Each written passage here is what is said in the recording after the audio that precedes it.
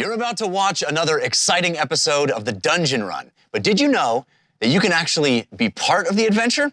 Tune in live on Wednesday nights at 6 p.m. Pacific time, and you can make your voice heard and help determine the fate of our adventurers. Hope to see you there.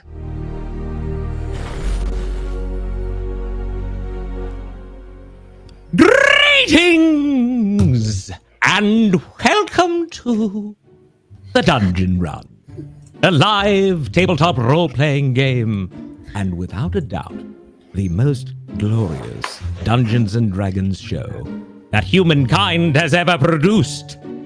I am Lord Erevan, the Keeper of Secrets, and you are the Watchers of the Time Stream. This evening marks a very, very, very, very special event. That's right.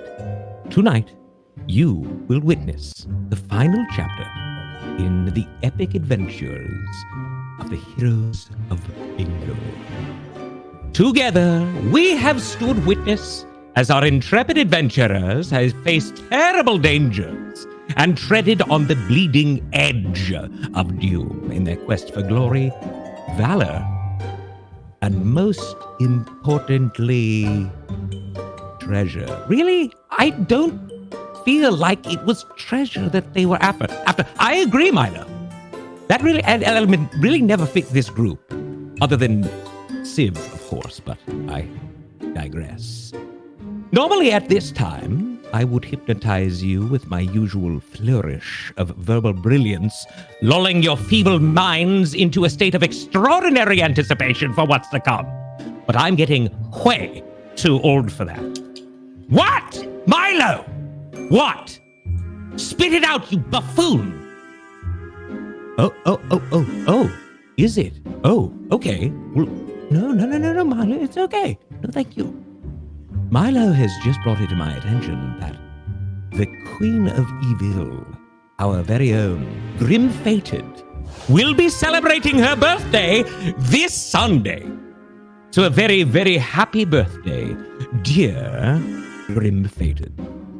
But we delay no longer. It's time to meet our brave souls, our cast of characters. So without further ado, please welcome the man, the myth, Jared K. Jack as Civ.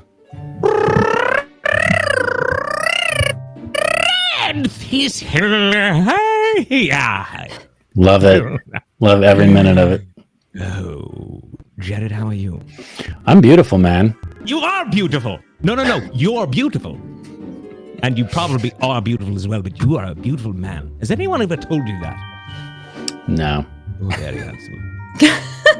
Milo thinks so too. He just wanted you to know. Oh, thank you, Milo. Of course. And next we have the one and only Jessica Lynn Parsons as Ahima Jaig. Yeah, Lord Ereban. I think we got some beef. Some beef from the last couple No, that was a kid. No, listen, everyone. Yeah, I want everyone to be very clear. Big happened it wasn't to me. Ahima. Technically, right? Right? Do we know this? Do we know that we can separate between game and real world life? I mean, that's Please. a fair point. I guess we really can't. I mean, yes, exactly. All right. And if All right. anything, I could just You get a free pretend pass for now. Make you believe that I've not done anything wrong. And I believe. I love all of you. Please imagine me as a wonderful thing and not an absolute demon. All right. Next up, we have Morgan Peter Brown as James Quilas. Thank you, Lord Ereban. That was very nice of you. Are you all right? No. I almost choked on one of my tentacles. Right.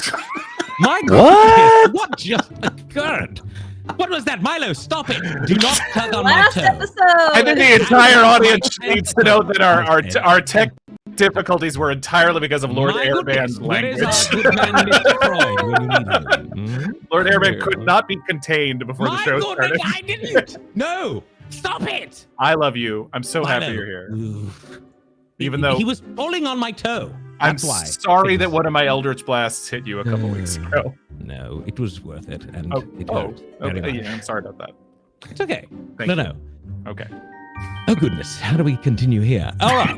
Next up, we have Ronald Ogden as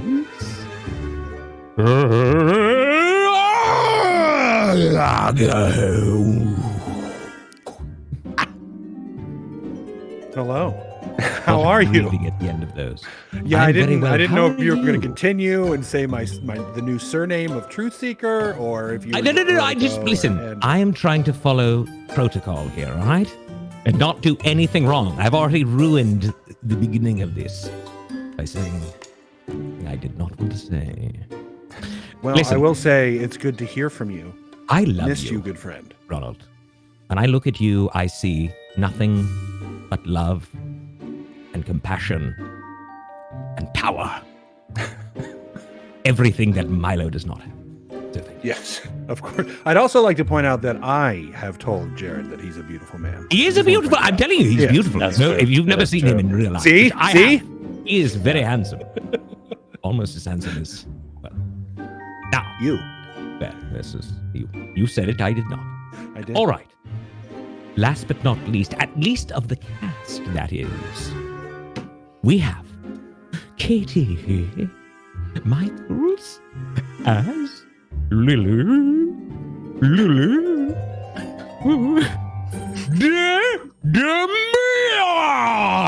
Stock.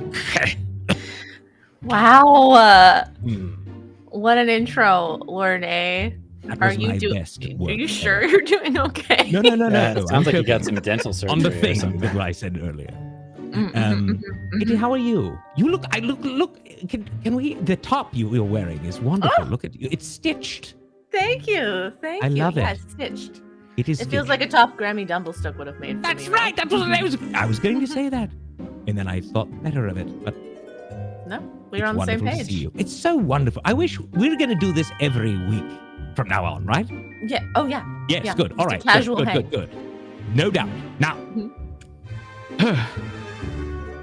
last but not least, the man, the myth, the legend, our dungeon master, and my very, very good friend, Mr. Jeff Connaught.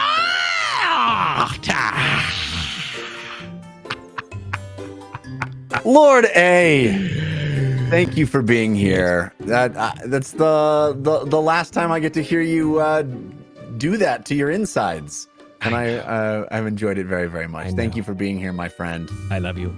I really do. I love you. I love you, Jeffrey, and I want everyone out there to know this is this is the truth. I love you. You are my very good friend, and you will always be my very good friend. Indeed, I love you too. And if I could figure out what to do with your tentacle, I'd smooch you It's right the on the mouth. tentacle. Remember, everyone. Yes. Tentacle for the rest of the evening. Never Family show. anything but tentacle. All right. Now, Jeffrey, my dear Yes. friend, I didn't want to have to do this, but I guess this is the moment where I hand it over to you and say goodbye. Well, I appreciate you being here. Thank you, Lord Airband. Thank you for locking us in your dungeon for 115 episodes. and forcing us to play- 115. Remember. Yeah, That's right.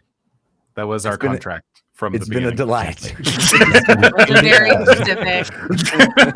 I love you all, and I cannot wait to experience. Yay! Lord Airband, ladies and gentlemen. Lord Airband. Lord A, So wonderful to bye. have Lord Oh! Airband. Wow. The No! confetti falling already. My God. No! Welcome, watchers of the time stream. Welcome, patrons. Thank you for being here to episode 115 of the Dungeon Run, the finale of season 1, our first long form campaign. It comes to a close tonight, the Heroes of Bingle campaign. It's still New Year's Eve at the Morgan Peter Brown household. My wife knows how much I hate cleaning all of this up, so this is just torturing me at this point. Stop! We're delighted you're here. I Anytime have you cast sending from now on, I demand that she throws glitter at you. Deal. the effervescence. I want to thank some folks because this is my last episode with the team. Lots more from this channel, lots more coming from the Dungeon Run. An entire new long-form campaign will be spinning up soon. In the meantime, there's going to be a lot of really wonderful content. Next week, be here 6 p.m. Pacific time, Wednesday night, twitch.tv/The Dungeon Run, because there will be fun to be had. I'm told. We got a little something special in mind. Can we sell them? Well, you know, I mean, surprises. No, surprises, Jessica. All All I can say is that there might be some pole dancing involved. Wait a minute. Whoa. That's a surprise to all of us. I didn't even know that. I didn't even know. Wait for me to leave. Surprise for Jared. Well, Jeff was always very clear that he was never going to do Family-friendly pole dancing. Whole family. 3 years. Prepping for months for this. So be here next week. Just because this story concludes tonight does not mean that this channel is going away or that these amazing performers aren't going to be entertaining you for a long, long time to come. So stick around. Come back next week. If you are a patron, you know that you get a bonus show called the Dungeon Cooldown. That will be very special this coming week as well. Monday, all of us are going to be on the cooldown. It is going to be a fun retrospective over the first 115 episodes. And this story with these characters, we're going to have a really good time answering your questions and talking about it. And I have my own list of questions as well, actually, and it's very extensive at the moment. Well, we may not get to any viewer questions. Maybe not. Morgan Maybe not. But I'm going deep cuts. All of them deep cuts. Lots of really cool stuff to look forward to. So this is our finale for this story, but do not think for 1 second that there won't be awesome content on this channel, on Twitch, on YouTube, as a podcast. So stay subscribed and stay tuned for awesome stuff coming in the future. I do want to say quickly, Jeff, as well, that tomorrow actually marks our first year on Twitch. Wow. Tomorrow it is 1 year since episode 79, since we came back. So I just want to commemorate that and say we are so grateful to all of you for supporting us and joining us on this journey. This show is obviously incredibly important to all of us, and we're blasting off into more into the future. But yeah, it's been a year here on our own on Twitch, and we're so excited to continue. Made possible because of the folks at Patreon, patreon.com/The Dungeon Run. Check out cool perks over there. Lots of really great stuff. I want to say some thank yous. Araban already noted that it is Grimfaded's birthday on Sunday. Happy birthday, Grimfaded, early. A big supporter of our show and stalwart fan. We are grateful and we want to wish you all the best on your birthday. I've gotten a lot of really wonderful comments and tweets and emails and direct messages on the Discord.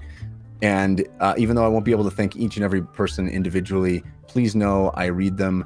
I have been a blubbering mess the last week, and I am so grateful for all the wonderful sentiment that every person has sent. It means a lot to me. It really does. In particular, though, I want to thank Jacob, who sent me this, which is a mini me. It's a mini of me. A mini me. Look at how cool that is. Beautiful. Great paint job. Incredibly well painted. Yeah. Gorgeous. Unmistakably me. Holding a D20 and a book and festooned with a staff on my back. Send us some close-up photos. We'll post on Twitter and everywhere else. Yeah, really, really cool, and a considerable amount of work and effort, and I'm grateful. I will cherish this. It's such a beautiful thing. Now I have to make a character that looks like me. Play as me. Really, really wonderful. I also got a video that was just so lovely.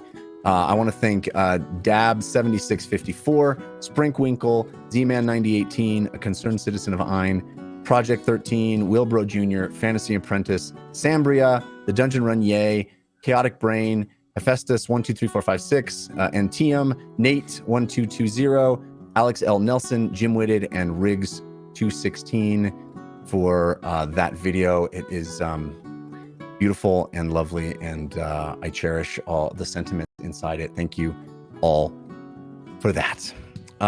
Okay, so lots to get to before we even get to the show.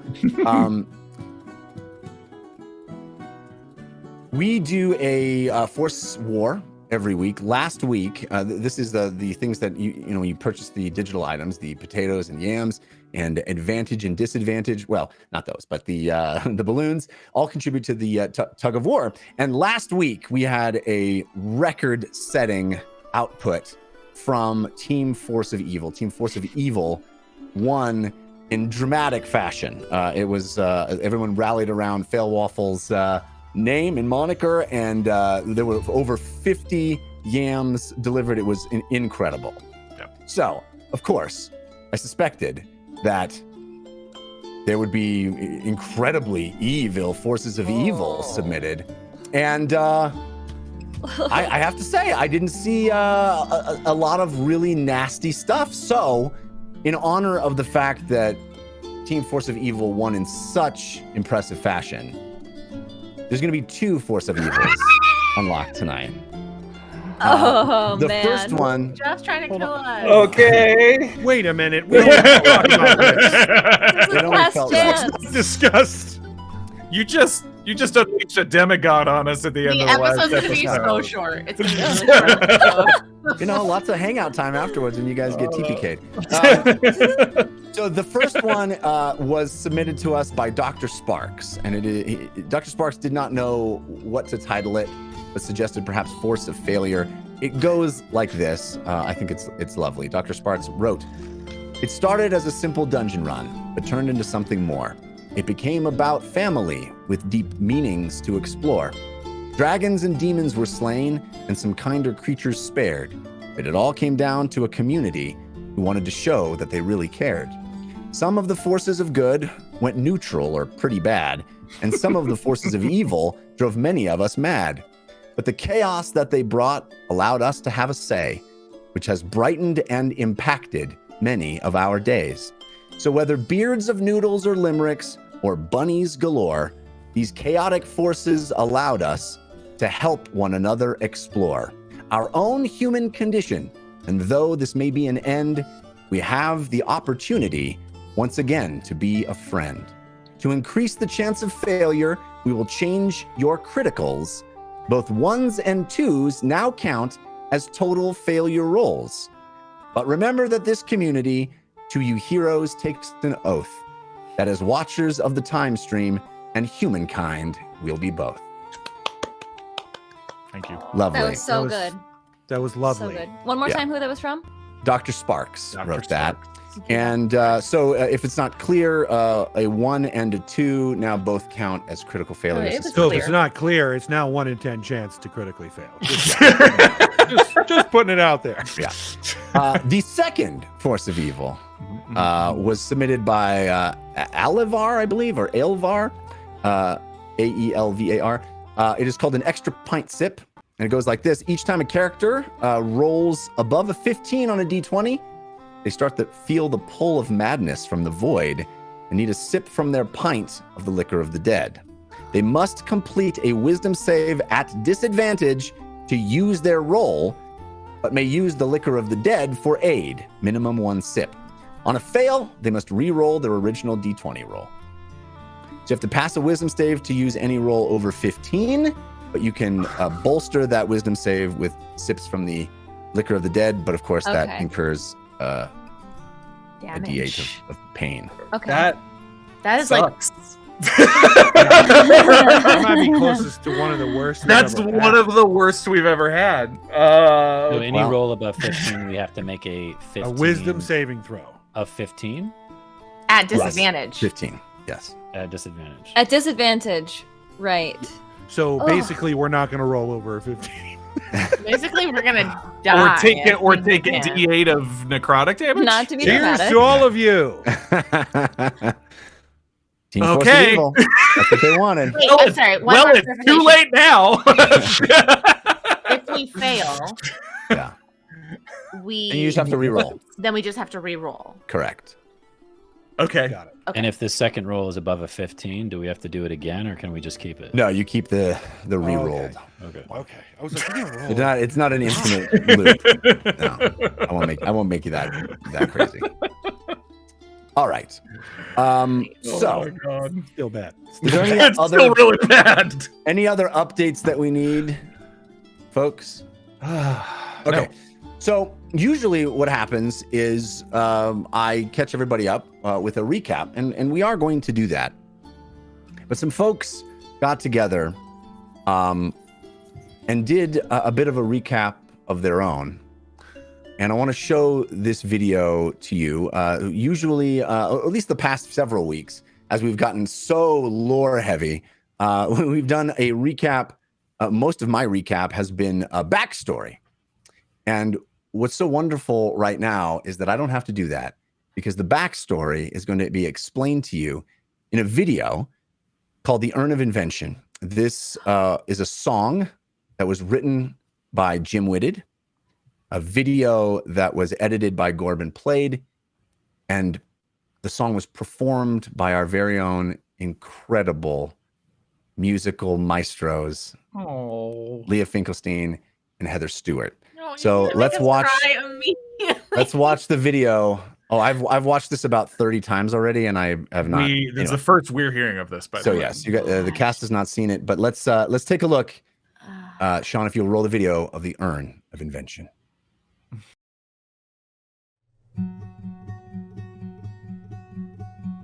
A long time ago in Ein, known as the Ariad Age, all the realm was prospering, thanks to Inebrius the Keen, creating things from his wildest dreams with the Urn of Invention. This blue elf now saw himself as one in league with the gods, but they did not. So then he brought the world to war to be noticed more.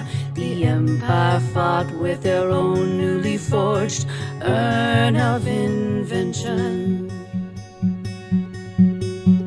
And so they waged the war of ideas, a violent creation. Inebrius the mega life taker Got the gods' attention. Narcotet the god of death Took a bargain as a test to make an offering profound. He pulled his own kind underground. Now the blue elves turn to drown. He fed off their devotion. Now the queen of the straws and gowns Stepped up retaliation. the only force potent enough To slay a god lay in the a heart. chrono dragon known as a Ron. An ally they chose to turn on.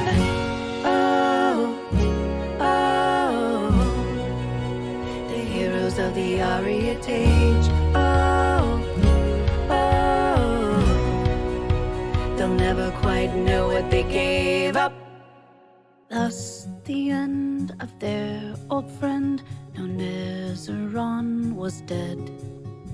They won the fight, aided by heroes from another time. They fed the dragon's heart and eyes to the Urn of Invention. The heart became the God-Slayer blade to end the tyrant's reign. The war was won, but they weren't done. They turned back time over all of Ein to ensure that no mind could possibly design the Urn of Invention. And so they ended the war of ideas, Erasing their creations. Inebrius left in his death. The power of ascension. They split the essence into five, Sacrificing their own lives. each hero absorbed a mote. This is how the wardens woke. Now they kept watch over Ein, Paying close attention. to anyone who might design. The Urn of Invention. The queen could see in 3 centuries The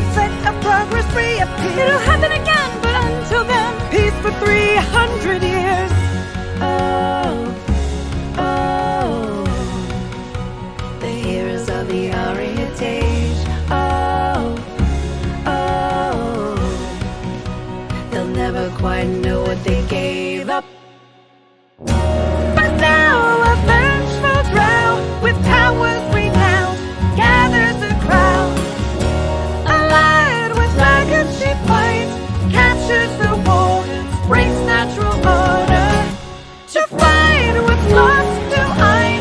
Their memories erased all the progress they made.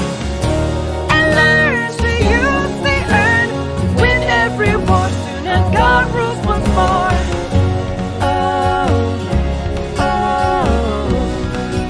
Now we live in a vulnerable age. Can anybody stand up to save us? A long time ago in Ein, an amulet was made. It bore an eye that looked through time, kept in a cave as a dragon's prize. The dragon then departed, flew from his lair and started a simple dungeon run.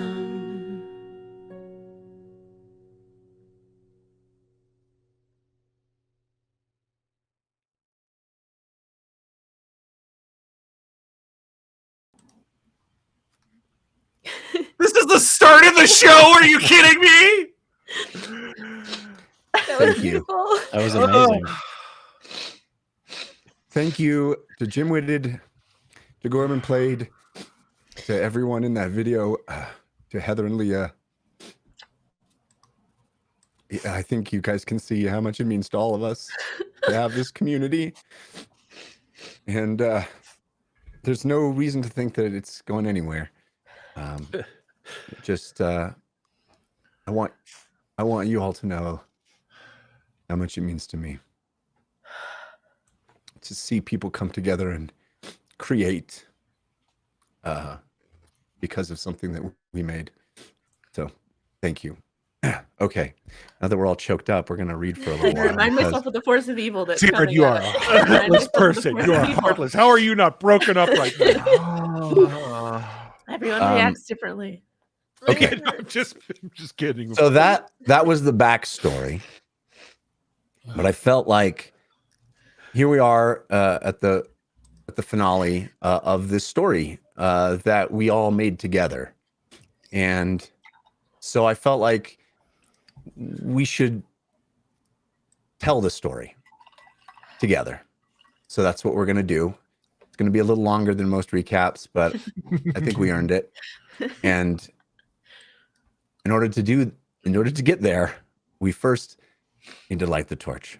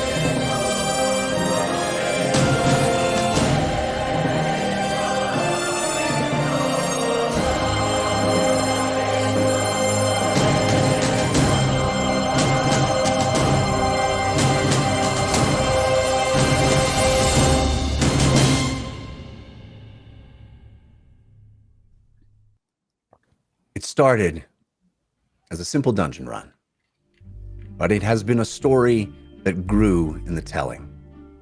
5 strangers answered a call for adventure. Delving into that abandoned dragon's lair, they found trust and friendship, laughter and tears, and a mysterious amulet that changed their lives forever. Like many of these kinds of tales, their journey began in a tavern. Civ Red Thistle, Behemoth, James Quillis, Uggo Ragefist, and Lily Dumblestuck met at the inn at the Gentle Oak in Kippleturn. In their possession was the strange relic they had found, still encased in crystal. As a former student at Nightstone Abbey, James was able to arrange a meeting with a wizard of the Natural Order in the hope that he might identify what they had found. But before the wizard's young apprentice could give them any information, the tavern was attacked. Arrows flew through windows and flames licked the ceiling. Without any inkling of what lay before them, the team leaped through a conjured portal and into the unknown. Thus began a quest to reclaim the lost history of Ain, to inherit the fate of their world, and to understand what it truly means to be a hero. On the other side of the portal, the wizard, Torvald the Timid, brought them to the location of a fallen lodestar. The incredible tower had once floated above the clouds and was home to the Sky Children, a race of benevolent caretakers who nurtured magical flying creatures and lived their entire lives without ever setting foot on the ground. Inside the collapsed wreckage, Fahima gained a companion. Wedged under the heavy rubble, a baby phoenix was caught in an endless cycle of death and rebirth. Fahima freed the phoenix and named it Meep, creating a magical bond with the fiery bird. Deeper in the ruin, the team found a sky child named Diptha, surrounded by enormous spiders barely clinging to life. She told them that another lodestar still aloft had been captured, taken over by a mad scientist called Fardinald Urtenfurt, and transformed into a technological prison. A prison that held one of the legendary wardens, the 100-foot-tall guardians that had protected Ain for centuries. Somehow, Urtenfurt had restrained the Storm Warden inside the Lodestar and siphons its electrical energy to power his army of clockwork robots. Commandeering a group of nearby Pegasus, which definitely are not called Pegasi, the team soared into the sky, ascending the tower, and solved Urtenfurt's riddle, deciphering the key to unlocking the Storm Warden. But in freeing the Warden, the tower was destroyed, sending the structure and everyone in it plummeting to the ground. Reacting quickly, Fahima managed to cast Featherfall, but Lily was outside the spell's range. In a desperate plea to Torvald, she narrowly avoided death but was gravely injured as she tumbled through a hastily cast portal. It was the first time the team realized how much they truly cared for one another, the moment they became a family. And for Civ, it was the moment he fell in love with Lily. Bringing the amulet into contact with the Storm Warden triggered the first of the team's visions. They were cast back in time 300 years to live through the experience of the champions of the Ariat Age, who gave up their lives to become the Wardens. Memories that were wiped from history. The team understood that they needed to find the rest of the Wardens, to free them from the cabal that had captured them and witness the rest of the hidden visions. But first, they traveled to James's hometown of Turles, where Civ began to realize that his first love, a tiefling rogue named Vic, was also embroiled in the plot to capture the Wardens. She asked Civ to lie for her, and then framed the team for murder, hoping it would prevent them from continuing to pursue the Cabal. Instead, the heroes fled Turles, leaping through another portal, and found themselves aboard a pirate ship called the Tardy Plunder. Another wizard of the Natural Order was tracking a warden far to the east, somewhere in the Lost Sea. But before the vessel could get near the presumed location of the warden, Lily got word that her home island of Bingle was under attack. She forced the pirate captain of the Tardy Plunder to turn his ship around and sail west back to Bingle. There, the team mounted a spirited defense, rallying the resort's surviving beach gnomes to stand against the evil sea creatures that were dragging them into the ocean below. In securing the island, Civ, Fahima, James, Uggle, and Lily became the Heroes of Bingle, a designation that stuck in no small part because James used the power of the amulet to broadcast the message that Bingle was safe once again to every living creature in Ain. Discovering that the Inferno Warden was being held at the bottom of the deepest part of the ocean forced the team into an act of desperation. They disabled the Tardy Plunder and rowed the sinking ship down into the murky depths.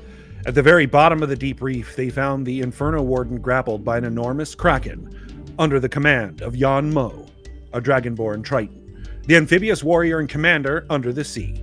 Through brute strength and enormous courage, the heroes of Bingle defeated the kraken and released the Inferno Warden, triggering their second vision. The road to the third warden was long. They were rescued at sea by a community of strange junk collectors called the Salvage Manders. Reconstructing the symbol of the Natural Order from the wreckage of the Tardy Plunder allowed them to portal to the trade hub of Winkberg, where they investigated the spell tower of the Ashen Mage, a shadowy figure that seemed to be leading the Cabal. They discovered her experimentation with dark magic and battled a demon she seemed to have drawn from the abyss and trapped in a chest. Then, they reversed a charm she had placed on the Duke of Winkberg, transforming him from a duck back into a rather brusque man. As reward, they were given a stylish Vardo and a team of four-legged Achirai birds to pull it, which they named and cared for. Heading north toward the Dwarven lands, James's relationship with his warlock patron turned contentious. Uggo began to realize the importance of his new family, and Fahima gained a paramour, a werewolf named Zanalka, a monster that stirred more than just Fahima's compassion. And this werewolf was in trouble. The Heroes of Bingle tracked Zanalka's brother to a strange occult ritual being held by the Ashen Mage's apprentice, Vargan. There, in the Alabaster Woods, the team made their stand against a powerful foe who was fueled by the blood of the Crimson Coil. Cleansing the woods, Lily was able to see a vision, a memory linked to that place, a battle in which a champion of the Ariad Age protected a valuable urn from unseen attackers. In it, Lily learned the Song of the Hunters, the call that the forest rangers had used to win the day, a melody embedded deep in the psyche of Rella Tallrunner. On their journey northward, the team came upon a pair of young dwarves caught in the rushing rapids of the Golden River, two conscientious objectors escaping conscription into the Dwarven War with the orcs. Escorting them back to the gates of Daltothum, Lily somehow managed to charm her way into the city without a fight, and the Heroes of Bingle made contact with the paladin of the Candle Queen named Dondo Corrigana. Dondo was working to quell the rising aggressions that had been stoked by Urtenfurt and the Cabal. Arming the orcs of Ukdun with massive cannons, the mad scientist had escalated the war into a full-fledged blitzkrieg. To win the War of the Dwarven King, the Heroes of Bingle dismantled the cannon that bombarded Daltothum and captured the leader of Ukdun's forces. But before they could decide what to do with the orc, one of their dwarven companions, the conscientious objector with no desire to fight, murdered the warrior who'd slaughtered his family.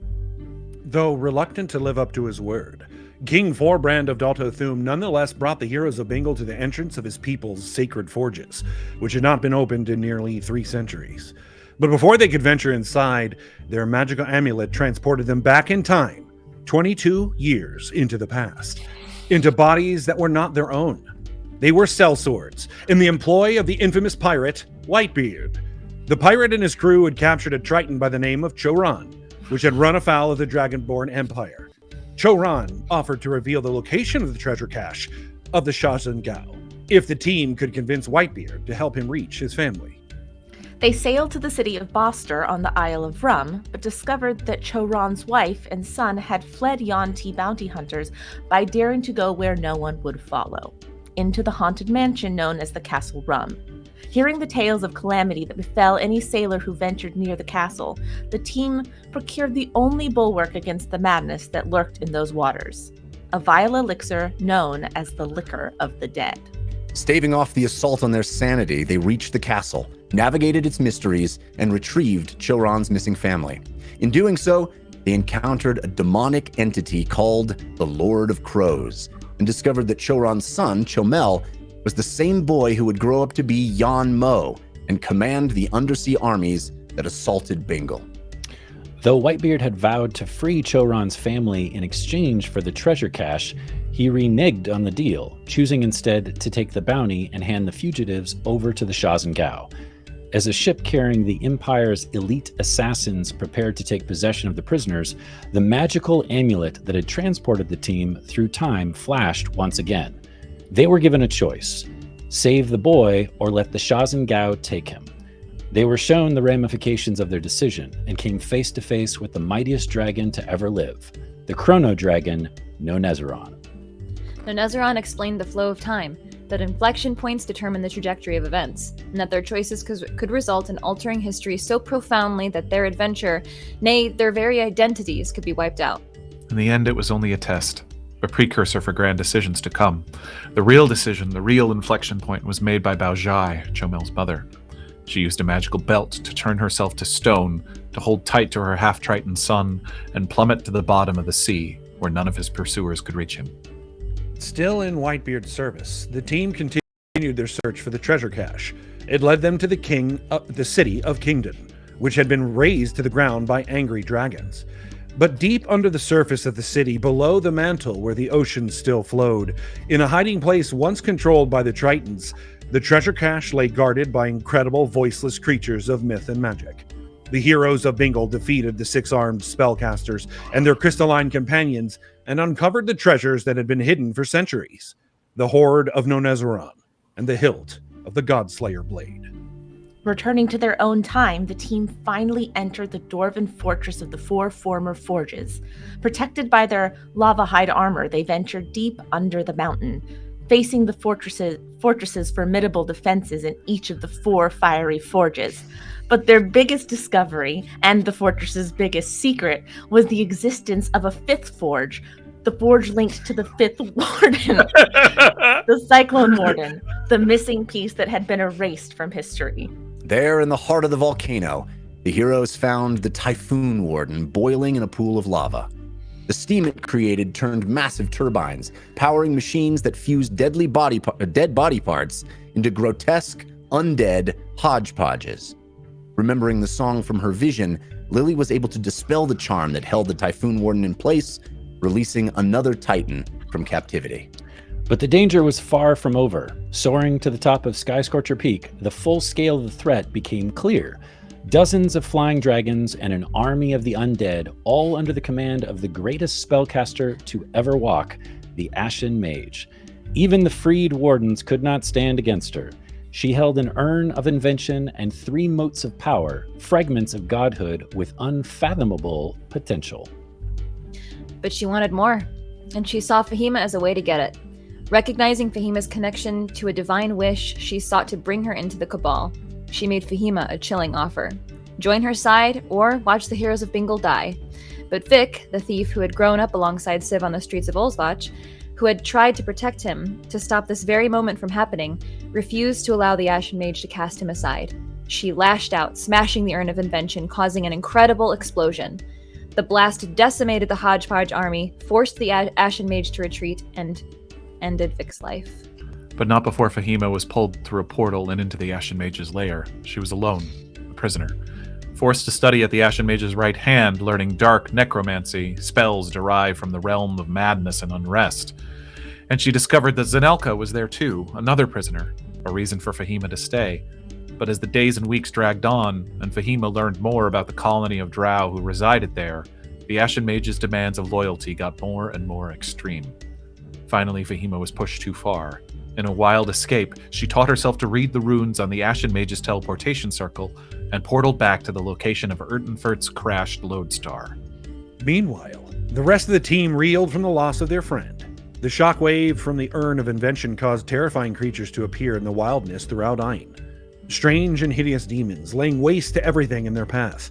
The heroes managed to get back to Dalto Thum and hitch a ride on the underground train connecting the Dwarven city to its counterpart in the north, Vimdor. But even the train was besieged by nightmares, namely a gargantuan slug, slurping and oozing its way over and through the cargo. Luckily, Lily was able to deluge the monster with salt water, conjured from her magical decanter, turning it into nothing but more than a mass of bubbling fizz. Ooh. When the heroes finally reunited with Fahima, they decided to journey north to Olsvach, where Civ wanted to lay Vic's body to rest in the tranquil glow of the Blue Mountains. On their way, they found that even the peaceful farms of Colsey ravaged by demons. Though they managed to clear out a sanctuary at the Maracume farms in Typh, the situation was clear. All of Ain was in peril. They arrived in Olsvach to find things even more complicated. The gangster that had recruited Civ into a life of crime, the cheesemonger, had somehow elevated himself into the city's elite, and Civ's old crew, the Vermin, were convinced it had something to do with the deal the cheesemonger had made to sell Vic into the Ashen Mage's service. They asked the Heroes of Bingle to infiltrate the cheesemonger's manor, find whatever it was the crime lord had gotten in exchange for Vic, and steal it. But, not very surprisingly, things did not go as planned. When Meep was blasted out of the sky by the cheesemonger's guard mages, Fahima rushed to her rescue and was apprehended. Her bluff that she was there on the Ashen Mage's orders backfired as well, causing the cheesemonger to summon the spellcaster through a portal in his basement, which we did not know was happening. Definitely didn't know that. Didn't know it. Yeah. Fahima took the opportunity to teleport back into the Ashen Mage's lair and steal the magical belt that Yanmo had given her, the same belt that had saved his life 22 years ago, and had allowed them to tunnel from the deep reef into Sky Scorcher Peak. But the rest of the team thought that they needed to come to Fahima's rescue. Marching into the manor in ill-conceived disguises, they walked headlong into the Ashen Mage herself. Though they were able to flee, the failures of Volsvach lingered with them and informed their path forward. Just a little bit. The orcs of Uktun had captured Torvald the Timid and Diptha the Sky Child and traded them to the war chief of Thorn in exchange for an alliance in their war against the dwarves. The war chief was Uggo's brother, Braka, who wanted to use the prisoners as bait to lure Uggo back home, defeat him in single combat, and prove to the orcs of Thorn who was their strongest, most worthy leader. Knowing it was a trap, the heroes of Bingle nonetheless traveled into Orcish lands, first stopping at the hidden outpost where Uggo's human mama resided. She was a researcher, a scientist, studying the culture of Thorn from a safe distance, who had broken her vow of non-interference the day she had rescued Uggo in the waters around her habitat. She warned Uggo and the Heroes of Bingle to steer clear of Thorn, and the strange acrimony that seemed to intensify the nearer one got to the city. But the heroes were undeterred. Once Uggo saw that Braka had cut down the great tree of his ancestors, he resolved to confront his brother for all of the tribe to see. As they entered the city and descended into the sacred proving ground known as the Underfury, they felt the dark influence that had been affecting Thorn. Uggo battled Braka in single combat, nearly drowning him in the waters of the Underfury. He saw his brother had been twisted, changed into something dark and vengeful, a warlock in service of something sinister. James's patron demanded he kill Braka, severing the warlock's bond with the dark abyss. When James did not, his own body began to metamorphosis. Venturing deeper, the team saw what held Braka and the entire city of Thorn in its sway. An aboleth lurking in the murky depths beneath the city, funneling its rage into the orcs. Fahima, using a spell she had learned from the Ashen Mage, transformed herself into pure water, flowed down the aboleth's gullet, and polymorphed into an enormous crocodile, ripping the foul creature apart from the inside. Freed from their cycle of rage, the orcs of Thorn felt vulnerable, uncertain. In defeating Braka, Uggo had become their new war chief, but he soon realized it would not be easy to lead them into a new era. He allowed his people to decide Braka's fate, then carried out their capital punishment himself. He brought the entire tribe out to the forest where the sacred tree of ancestors had once grown. Using the seeds his birth mother had given him as a child, Uggo planted 3 trees and bolstered their growth by sacrificing his connection to his 3 barbarian ancestors. He relinquished all of his barbarian levels. Still bitter about it, all of them. Yeah. He relinquished all of the experience and skill that he had gained, sacrificing his rage in front of the assembled citizenry. With Dondo Kurigana as his inspiration, Uggo took an oath to his family, becoming a paladin of the Candle Queen and a seeker of truth. Though they had managed to save Torvald the Timid, Diptha the Sky Child had become something the Heroes of Bingle did not recognize. Her time touching the surface, living underground in the Underfury, had changed her. When the team attempted to bring her out of her isolation and into the light, the curse of the Blue Elves struck, dragging her back into the darkness below. In an act of mercy, the team decided to send the woman who was now Diptheed through one of Fahima's portals and into the Ashen Mage's lair to unite her with other afflicted with her curse, the rest of the Drow colony. Hoping to save the unfortunate merchant who'd gone to prison in Turles for associating with them, the team traveled back to the city, bringing Torvald to confer with James's old mentor, Hermel Fesh. They quickly found that the demon scourge had reached the walls of Turles, having already decimated the shantytown beyond. The leader of Turles, Persta Samuels, held steadfast in her determination to enforce a moratorium on magic in the city, despite the gathering threat outside. Using their knowledge of Whitebeard's vault 22 years ago, the team managed to talk their way into the Bank of Turles and retrieve the Godslayer blade that was still inside. They set about clearing their names for the murder they did not commit, seeking out their hired muscle Vic had used to frame them. They confronted Persta with their evidence just as the city's defenses gave way to an onslaught of flying demons. Chaos and destruction overwhelmed the city, forcing them to retreat back to Nightstone Abbey. Seeing all the carnage around her, Persta agreed to rescind the moratorium and allow the students of the magic school to use their skills in the city's defense. An incredible battle was waged in the skies above Nightstone. The Heroes of Bingle led the students to beat back the demon horde, but everything changed when the Lord of Crows arrived.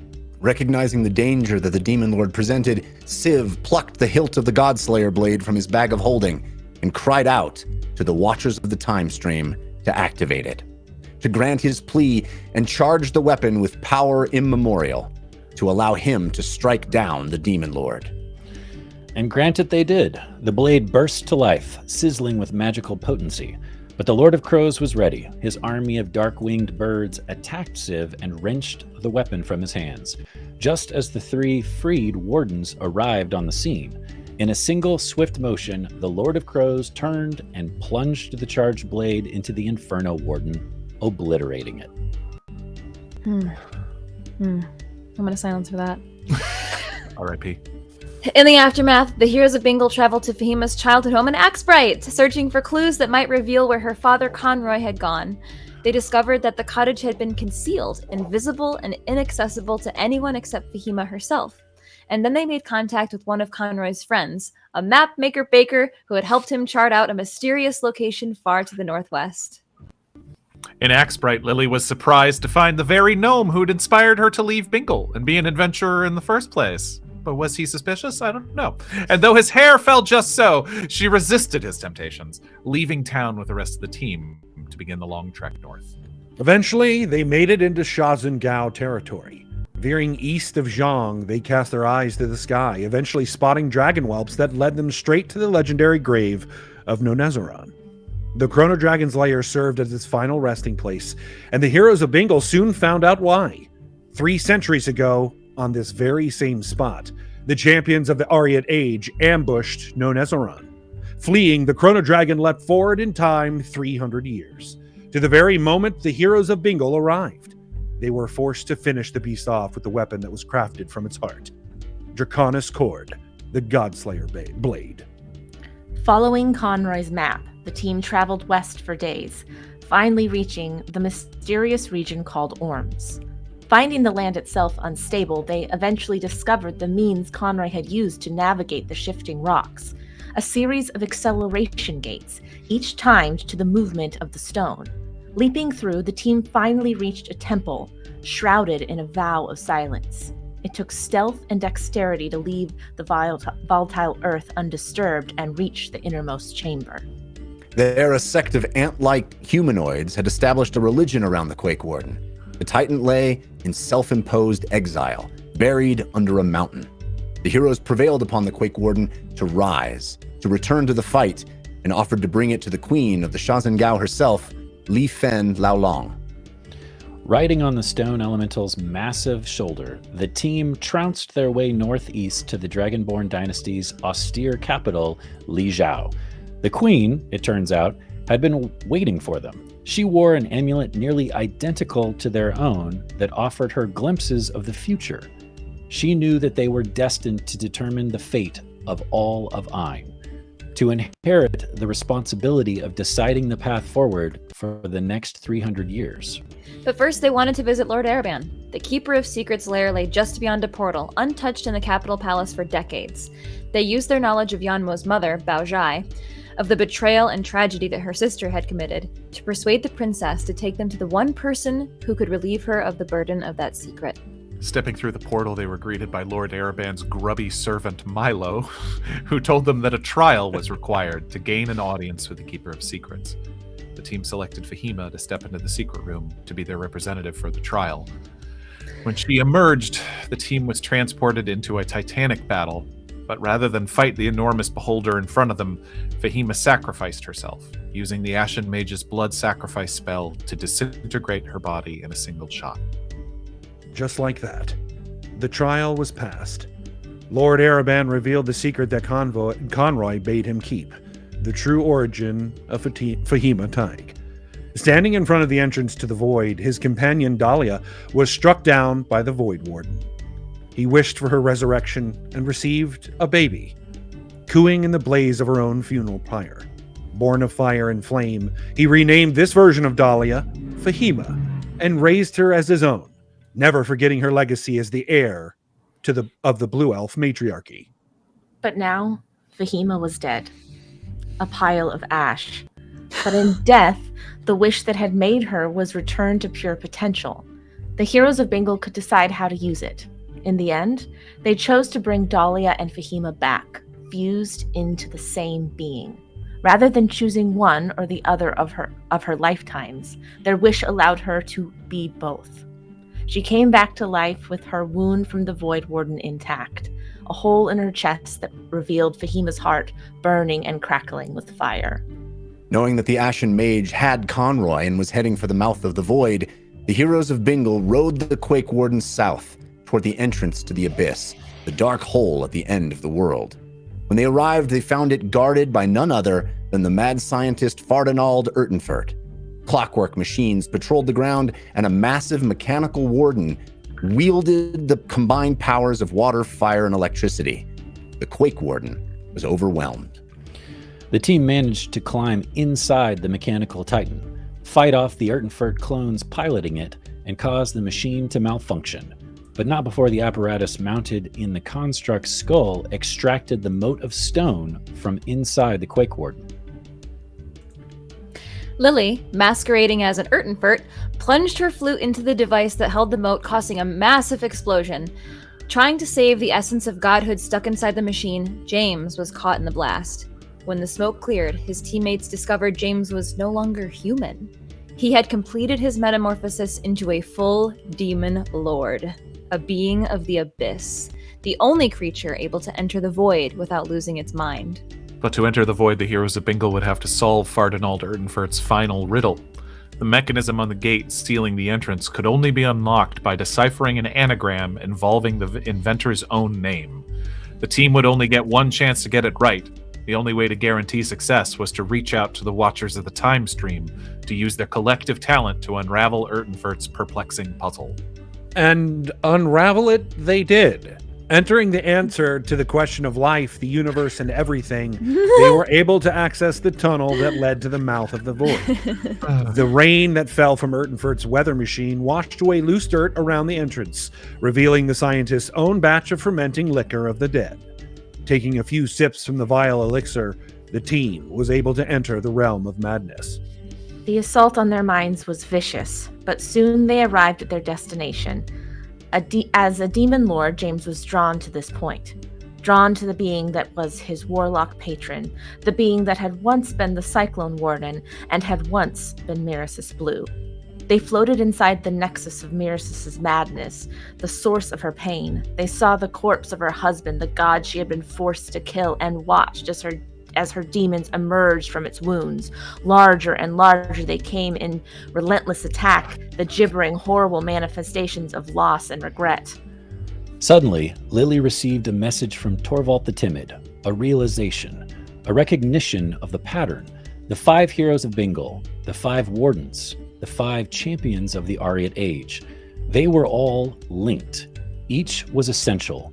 To free each of the Wardens, a quality from a different member of the team had been necessary. For the Storm Warden, James's brains and problem solving. For the Inferno Warden, Ugo's brute strength. For the Typhoon Warden, Lily's musical talent. And for the Quake Warden, Civ's mastery of stealth and persuasion. The final warden, however she may be imprisoned, could only be released by finding the quality fundamental to Dahlia, the thing that made Fahima so essential. Dahlia understood. She retained all of Fahima's experiences and her heart. From the very beginning, Fahima was defined by her compassion, her care for creatures great and small. For monsters viewed only as a threat by others. Dahlia called out Hamlet, Fahima's code word to stop fighting. That act of compassion triggered the amulet once again. A final journey into the memories of the Wardens. This time, each of the visions allowed the heroes to experience a different aspect of Mirasis' anguish, her loss, her loneliness, her regret, her shame, and her desperation. They gained empathy by walking in her shoes, which diminished her demons and pulled her psyche out of the grip of madness. As we ended last week, the team fled the void, escaping just as Ganadur, the Great Old One, gained knowledge of their transgression. Tumbling out of the rift, they found themselves confronted with the full assembly of the Ashen Mage's cabal. Yan Mo, Iftheed, and a battalion of armored drow stood between them and the entrance of the tunnel. In front of all of them, the Ashen Mage plunged her hands into a newly forged urn of invention, using the energy of 3 motes of power to turn her into 3/5 of a god, the spindly Spider Queen, Lolth.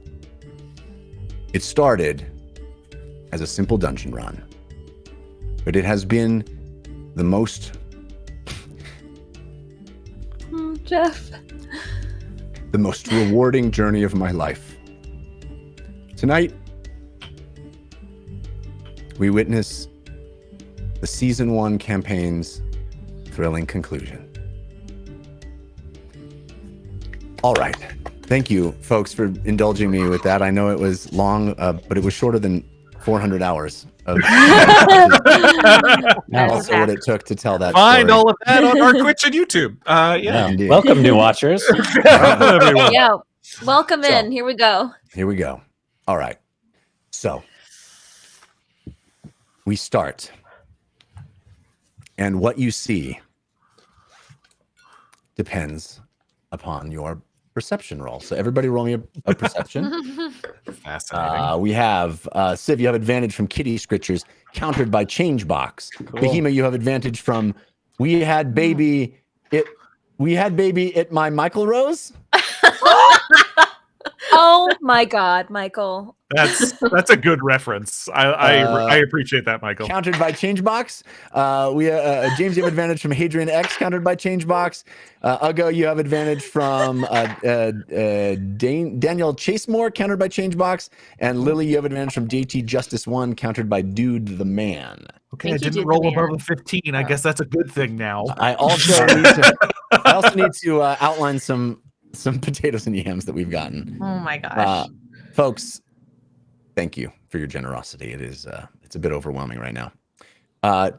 Gold potatoes from Idaho Judd, City Racing Girl, Z-Man 9018, Riggs 216, Braba, Alex L. Nelson, Mickey Wolf, Drew B. Music, that guy named Rodney, that's Wild Man, Pooh Monkey, Mr. Horse Burial, Jackie San TV, Baby Librarian, VL Parm, The Gold Family, The Hidden One, The Nut Man, David Gen Pro, Bullware, and the Candle Queen, Amanda. Oh, We have it. Just Thank an you, extraordinary my outpouring. Thank you. We have Evil Yams from Ouroboros 43, Abra Kildabra, That's Wild Man, Zestul, and the Gold Family. thank you. Thank you all. For Thank those. you. Wow, the Gold family's really split. Would not want to be in that house. Infighting. I want to Family go to divided. Thanksgiving at the Gold family. Yeah. All right, what did everybody get for their perception checks? So I got a 15 on my dice, which means I have to re-roll it, or I have to. You have Yeah. to get a wisdom Do a save. with wisdom save? disadvantage. Okay. You I rolled a can, 17, so I also have to do this. Your wisdom save is at disadvantage. You had advantage from Hadrian X countered by Grim Fated, so it is at disadvantage. You can Well, bolster then it with sips if you want. I failed it. What about Alright. me? Yeah, don't take that. You have to damage. re-roll. Reroll. I'm not gonna take damage right now. Cool. Yeah, that was definitely worse of a roll. So just not above. What did everybody else get? 14. After the reroll, 15. Anybody higher than a I was 15? so distracted by the Michael username. Did I have advantage or was it a straight roll? I think you had a straight roll. It was a straight roll. It was countered. I rolled a 17. All right. So Ugo, you are the first I to got a notice it. Do you? I doing need to your- re-roll. I need Yeah. to re-roll. Yeah, I need. Do I have advantage or disadvantage? Probably disadvantage. on your re-roll, you are advantage from Hadrian X countered by Changebox. All right, disadvantage it is. I need to re-roll because my wisdom save was an 11. Okay. Better now. Perception is 18. Okay, Ugo, you are the first to notice it. Behind the enormous body of the Spider Queen, the thing that the Ashen Mage has become, you see Conroy Tig. Small in comparison, barely conscious. Two massive spider legs hoist his limp body into the air as this dark goddess, this thing of nightmares, begins spinning a silvery web around his body. Around and around it goes, encasing him in a thick cocoon of spider's silk.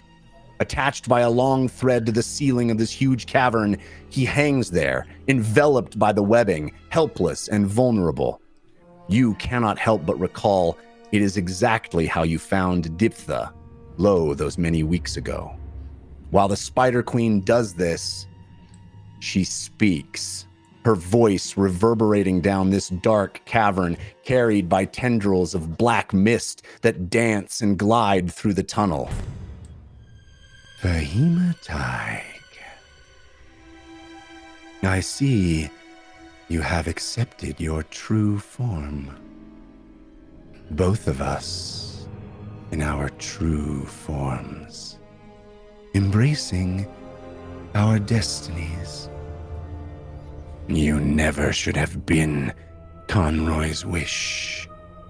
Never should have been Conroy's daughter. You were the daughter of the wish of my people. The one who could lead us out of the sky, out of the ground. But only a fool rests their hopes on a wish. It took me too long to realize. Only action can save us. Difficult decisions. The fortitude to do what must be done. And I have made them. I have done them. I have manifested my future. Defied what those who think they know would tell me. And now I reap the reward for my actions. I am the one the drow look to for salvation. I am their god, their vengeance. And now I will do what must be done yet again. I tried the easy way, but you insist on making things difficult. So I shall strike you down and take your wish once and for all. I will align the moats and ascend to godhood, taking my rightful place amongst the pantheon.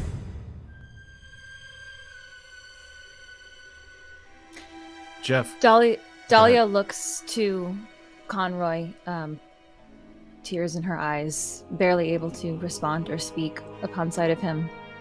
And she turns back to the Ashen Mage and she says, there was a point in time where I thought you and I might actually be able to come eye to eye. But I see now that everything that you've done is in self-service to yourself. What have you told them? The drow. You were never a liar, I'll give you that. But it seems that they are under an understanding of selective truth. And she turns towards the drow. And Jeff, is there a Sky Child dialect of Elvish that she might be able to? I don't know if she would even know that. No, I don't think she would know that. No, but certainly speaking Elvish, she knows that Diptha understood that when she found her. Okay, so I don't think a specific dialect. No. Dahlia's going to kind of switch back and forth between Elvish and Common when she says this. She turns towards the drow and she says, I am Dahlia Blue, daughter of Osira Blue, granddaughter of the great Mirasis. I have not lived among the Sky Children as you have, Diptha. But I have lived a lifetime in the summit, among the noble Aarakocra, and as you know, your people have been cursed by someone who valued his own pride above the good of your entire society. I don't know what the Ashen Mage, I don't know what Calcutta has told you, but that is the truth. And that someone was married to Mirasis Blue, the queen of the Blue Elves, your ancestors, and she saved everyone she possibly could with a sweep of her elemental power, raised a city into the air, used every ounce of her strength to save them. If you want to walk above the surface again, if you want to fly, if you want everything that Calcutta has promised you, you need to come to our side. We fight with the blessing of Mirasis, protector of the realm, guardian of the moat of gusts, Diptha. Your name is Diptha. When we found you entangled in the spider's web, you looked at us and you said, "Your wish come true." You knew. You knew when you first met me. You told me that I was special. And when I discover what it is to hold on tight, well, I know what it is at last. You see Diptha's head bow slightly as she holds onto this urn, this enormous, ornate porcelain urn in her hands. You see the drow listening to you, and you see Lolth, the Spider Queen, the thing that was the Ashen Mage, stare at you with steely eyes. Behema, roll me a persuasion check. You have advantage from useless blueprint, countered by Changebox. Ooh, big one, big one. Okay, Ooh, thank big you one. both. Jeff, while this conversation's going down, Ugo is going to place his hands on his thigh and heal himself. Okay. Oh yeah, actually, good point. James will swig a superior healing potion as well. real quick. All real right. quick. Why don't we actually? He's totally right, guys. Why don't we actually head over? I was to trying to be a little. Head over to the map room. I was trying to be a little sneaky and about we it, can but see okay. a situation here. 15 points of healing for James. All right. I used all of them. Well, not all of them, but most of them. James took the most of the brunt of the demons in the Far Realm, so he's not looking great, but he's looking a little better after that. All right. We can head over to the map room, everybody, and see the situation as you stand in front of the gaping maw that is the rift to the void, and you are in this dark tunnel, this depressing, gnarled, cragged piece of earth that has been desolated and defiled by the madness, by the pure emotion that has been funneled through this place. But the army of the drow stand around Lulth at the bottom of the screen there. You see Diptha on her right, Jan Mo on her left, Conroy behind her there hanging from the ceiling, and a large number of drow armored waiting. What is your persuasion check? 15. Or Dahlia? 15. So you do need to. Or is roll. that with? That was after. Is that after your penalty or no? What's the penalty? You need to either re-roll or pass a wisdom saving throw, taking a sip from the. Well, but if it's a nat, no, it wasn't a nat 15. It's a 15 Oh, total. is that altered to a 15? Your die roll was not a 15.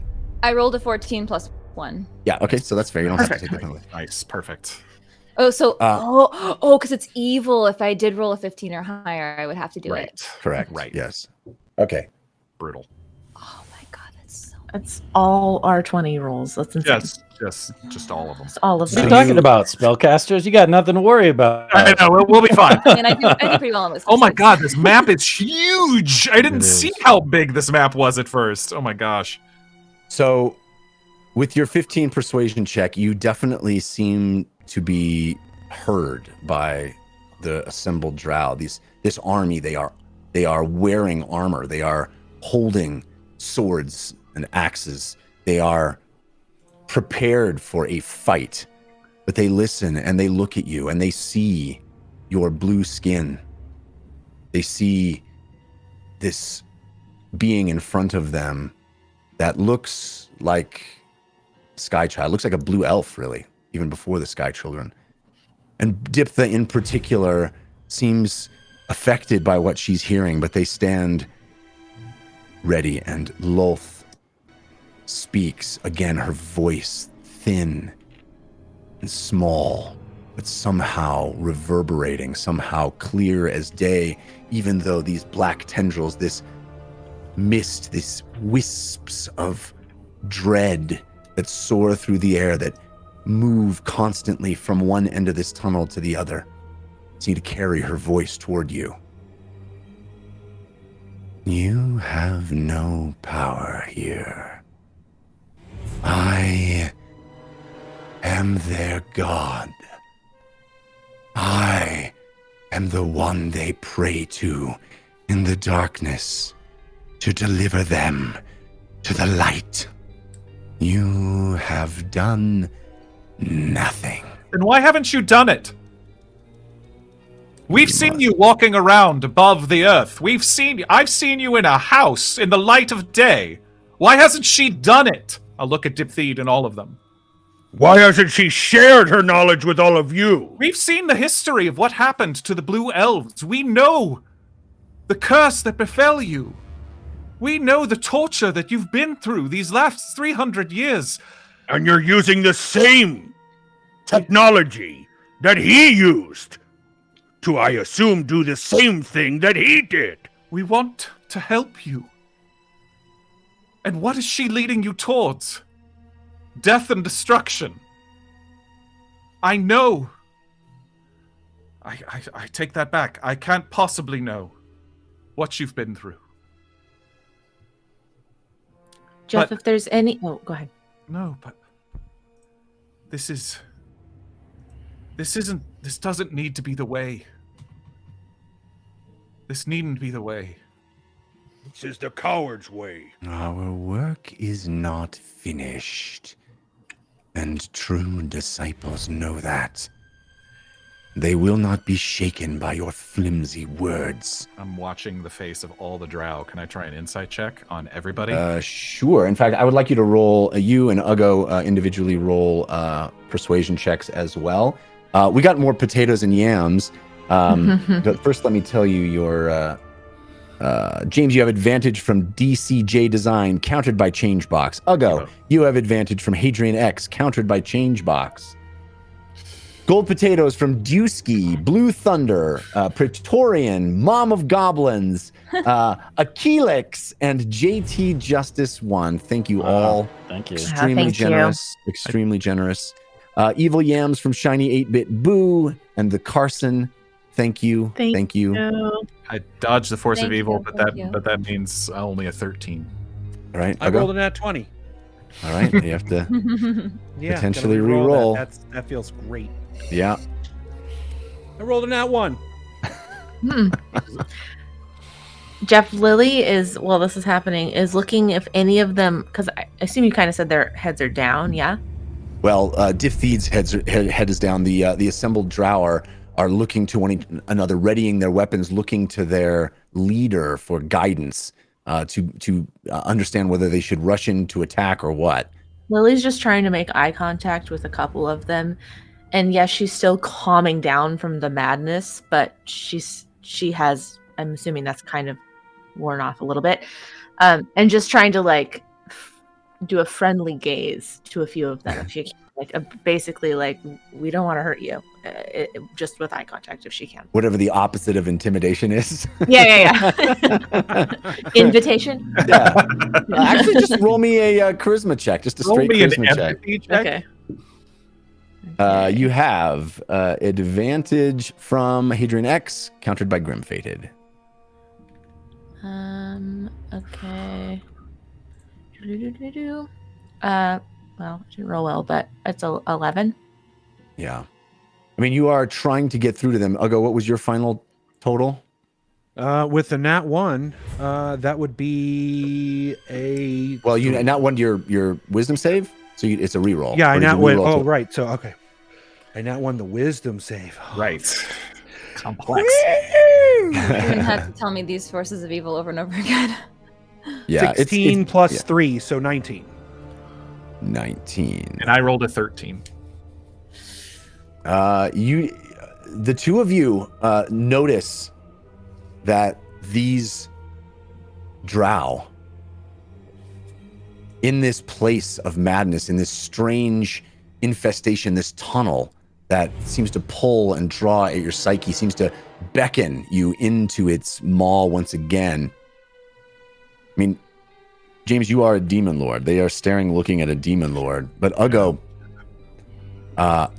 you definitely see one or two of them start to look uncertain, start to look to the others and try to piece together why their queen, why this woman that they have put all of their hope into has not brought them into the light yet. Seeing that and looking at Yan Mo, says, I imagine she has not told you that there are other gods who can bring you to the light. I have found such one, Amanda, the goddess and queen of truth, and she has set me on a path, and I now see the truth. This spider thing in front of you is not a god. It is 3/5 of a god, and it is unworthy. I'm living proof of this. I'm living proof of the Candle Queen. The legacy of Mirasis Blue only exists because of the Candle Queen and her power. You need only be brave. That is why I have been known as Uggo the Brave. And now, Uggo, Truth Seeker, stand aside. Let us deal with this darkness. Enough. I am 3/5 of a god, but will soon be more when I pull the moat of stone from wherever you ferreted it away. Roll initiative as she steps forward to attack. 3/5 of a god isn't a great business card title. I'm just telling you. Jeff, since I was quiet that whole 50% time, is a D-. can I have been sneaky?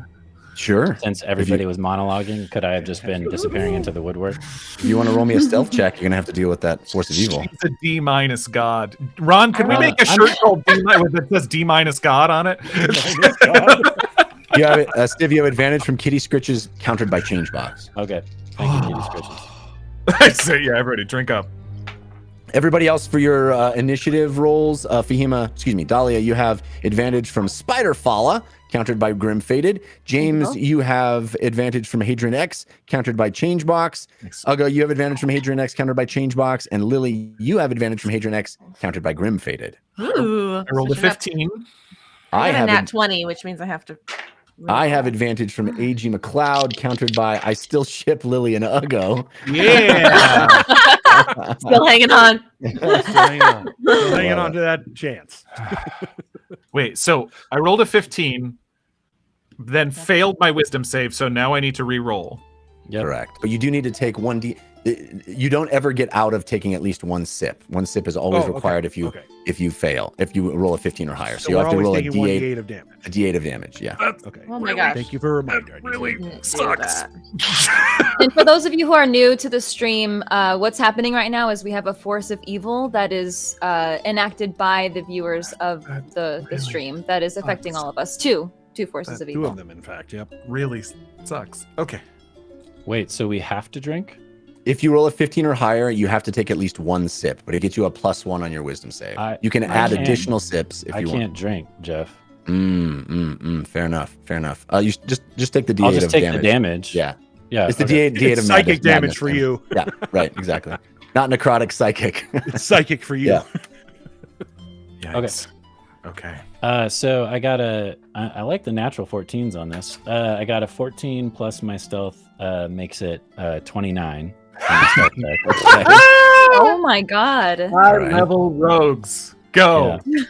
And right. So Civ, you are fairly certain that during all of this back and forth shouting across this distance of this tunnel, this cave of cragged earth, that you have sort of slunk away and trying to be unnoticed while the debate rages, and Lolth seems to have all of her attention on Dahlia.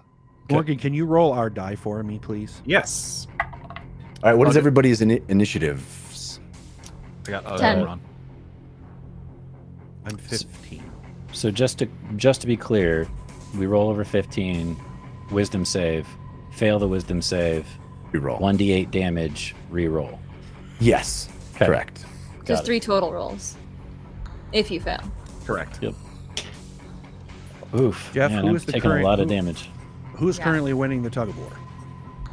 It looks like Good, I think. Team Force of Good. By the way, we got more potatoes. Where's the monk? Dungeon Run, yay! Good question. And the second and third potatoes from the Gold family. Thank you, the Gold We family. could use the monk right now. Just throw it in there. Wait. Evil Yams, though, from Arcane Rebel, Duggan, Texas, and second and third Yams from the Gold family. The Gold family, a family of balance. By the way, Family of Doug in balance. Texas sent us purple yam flakes. Nice. Man, I like it. Thank you, Doug. We got them. They're very much appreciated. You got, Morgan, now you got to eat one on camera. Okay, That's- I'll work Yeah, on you that. do. I'll get on that. That sounds delicious. I With hate it. with the Force of Good winning and Uggo as the roll, family members gain damage resistance against bludgeoning, slashing, and piercing Wow. Do we have to be within a certain range within of 10 you? feet. Within 10 Okay. feet. Is this Force tea, of or Good do is I am I supposed to eat 74%. this? I don't know if I'm supposed to eat this. I'll go eat All right, so it. I have Dahlia and Uggo's rolls. What is everybody else's initiatives? 23. After the reroll, 22. 15. Ugo, Yeah. I think Yeah. my dex is 14. What's yours? Less than that, 12. Okay, so James goes in front of Ugo. All I right. do have a belt of initiative. Yeah, I got that. You've had since like Very, episode very 1, early. I think. Very, yeah, like super early. Plus one. Appropriately, all of the drow rolled a natural 1 on their initiative roll. They are stunned and confused still, uncertain as to whether to fight and follow their queen or their spider queen, or to listen to the facts that you guys are throwing. But Lily, you are first in initiative order. What would you like to do? Yeah, I'm actually just going to. Where is everyone standing in relation to me? I'm actually going to cast. Fahima, do you look hurt at all? I have a what? What's that? Do you look Are you hurt hurt? at all? Oh, no.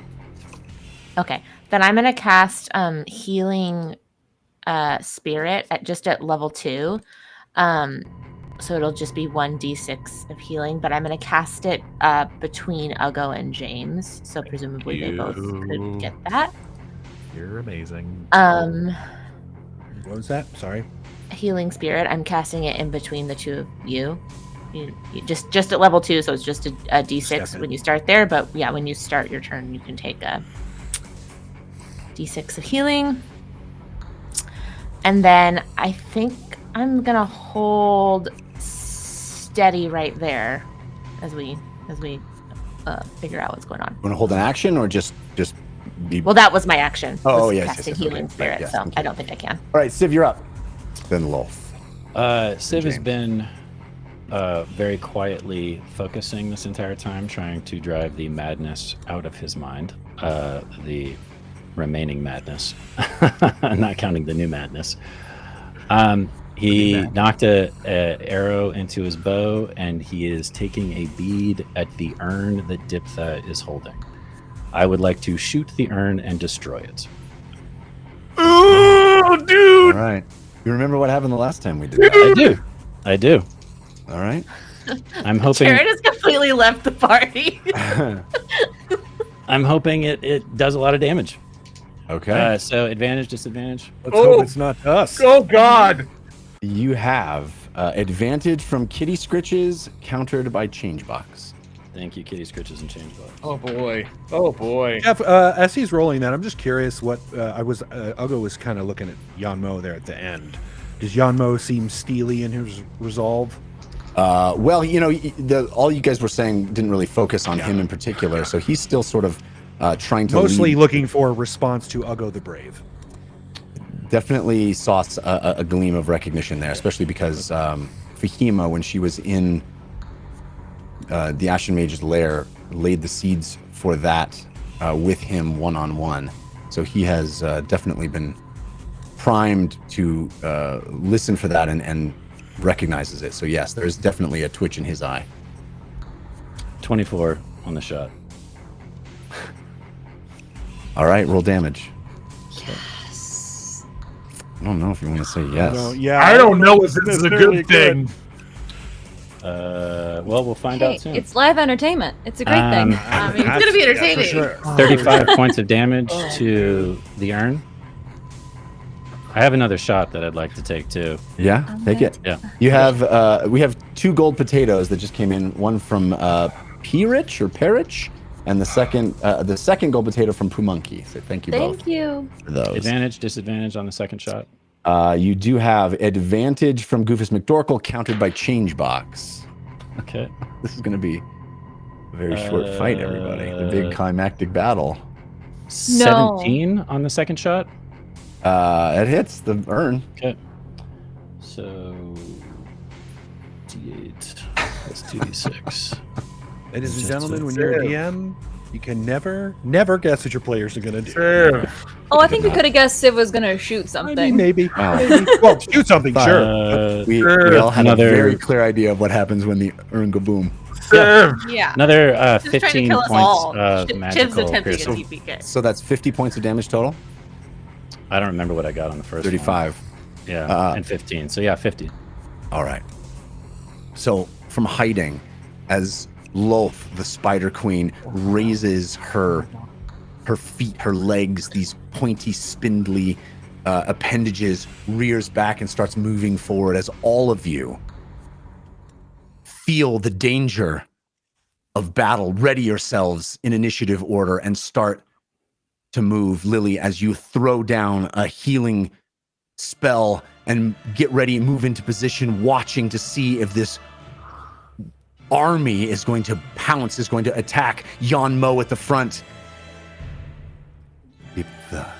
Dipthi, holding the urn. All of you realize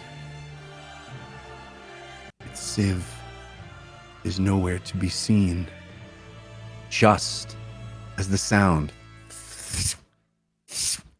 of 2 arrows from the darkness sail across the battlefield, sail across the crags in the ground, the uneven floor that has been gnarled and defiled by this madness.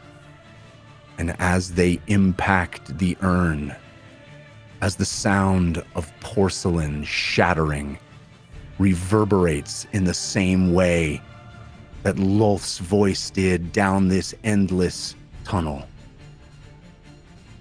everything goes boom. And that's where we'll go to intermission.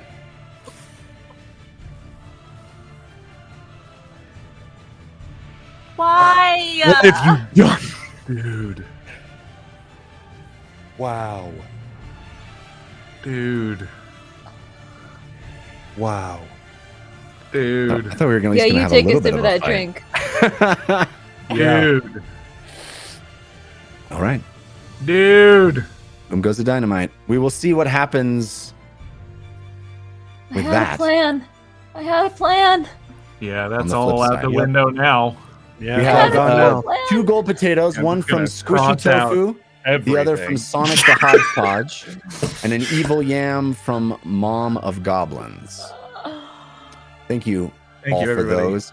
And some balloons. Before we go to intermission, let me just read off the balloons. We got balloons from a lot of folks. I love the story. Ashjor, 5 balloons from Ashjor. The Gold Family with a balloon. 2 balloons from Aelvar. 2 balloons from Shiny 8-Bit Boo. A balloon from Oxenfree. A balloon from Antium.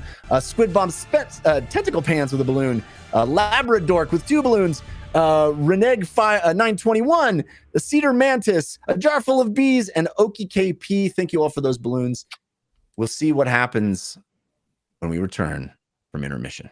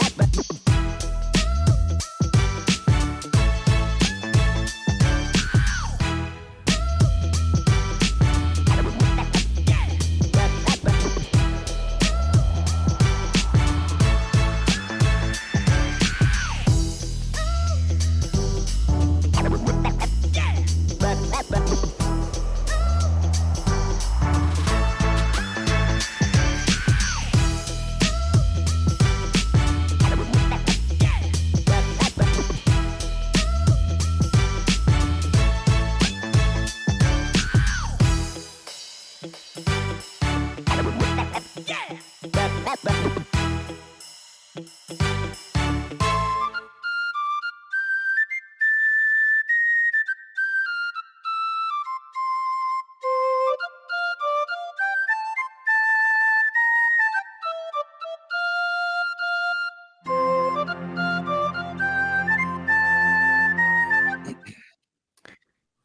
we're back. Thanks for sticking around through our intermission. We did get a couple of golden potatoes while we were away, and one from Seraphy and one from Ahoy Gingerbeard. Thank you both for those. That brings us to Team Force of Good at 75%, Team Force of Evil at 25%. We are grateful for the outpouring of support for our finale. All right. When we left, the 2 arrows from a hidden Civ Red Thistle smashed into the urn of invention being held by Diphtheed. It shattered. The massive explosion, as you witnessed at the top of Sky Scorcher Peak, when Vic smashed a different urn of the same make. A similar explosion, a similar shockwave starts to erupt from the center of this incredible magical item. And then it stops, hovering in the air. You see bits and shards of the porcelain rising out, pressing, expanding with a shockwave behind them, all just hovering there, stuck in midair. And you too are stuck, frozen in time. Lolth, the Ashen Mage, moves. Seems to be the only one capable of it. You can perceive in this tunnel all of the Drow warriors frozen in expressions of rage and confusion. Everyone in an action pose, this entire scene as if stuck in amber. The exploding urn in Diphtheed's hands, her body already rising and moving backward from the force of it. None of you able to move an inch. Everything frozen in time except the giant Spider Queen who cast Time Stop. She crawls, enormous legs moving across the craggy floor. She goes to the source of the arrows, walks inches from your face, Civ, inches from each of you. This enormous queen of darkness, this spider with a woman's torso, leaning over. I'm clutching a lock of purple hair, by the way, just staring straight forward where I shot the arrows. Fool. You have killed them all. And yourselves. I couldn't save them now if I wanted to. I'll craft another urn. I'll get the other motes. You have done nothing but cause yourself pain and misery. I'll come back to collect the wish from the corpses that will litter this tunnel in the aftermath of that blast. And she looks back at the exploding urn. Only seconds now. Think about your last moments. What could have been Fahima Taig? What could have been if you had only listened and cooperated? She retreats. Enormous, spindly legs tapping on the hard scabrous ground. She turns, looks back at the scene, and exits out the top of the tunnel.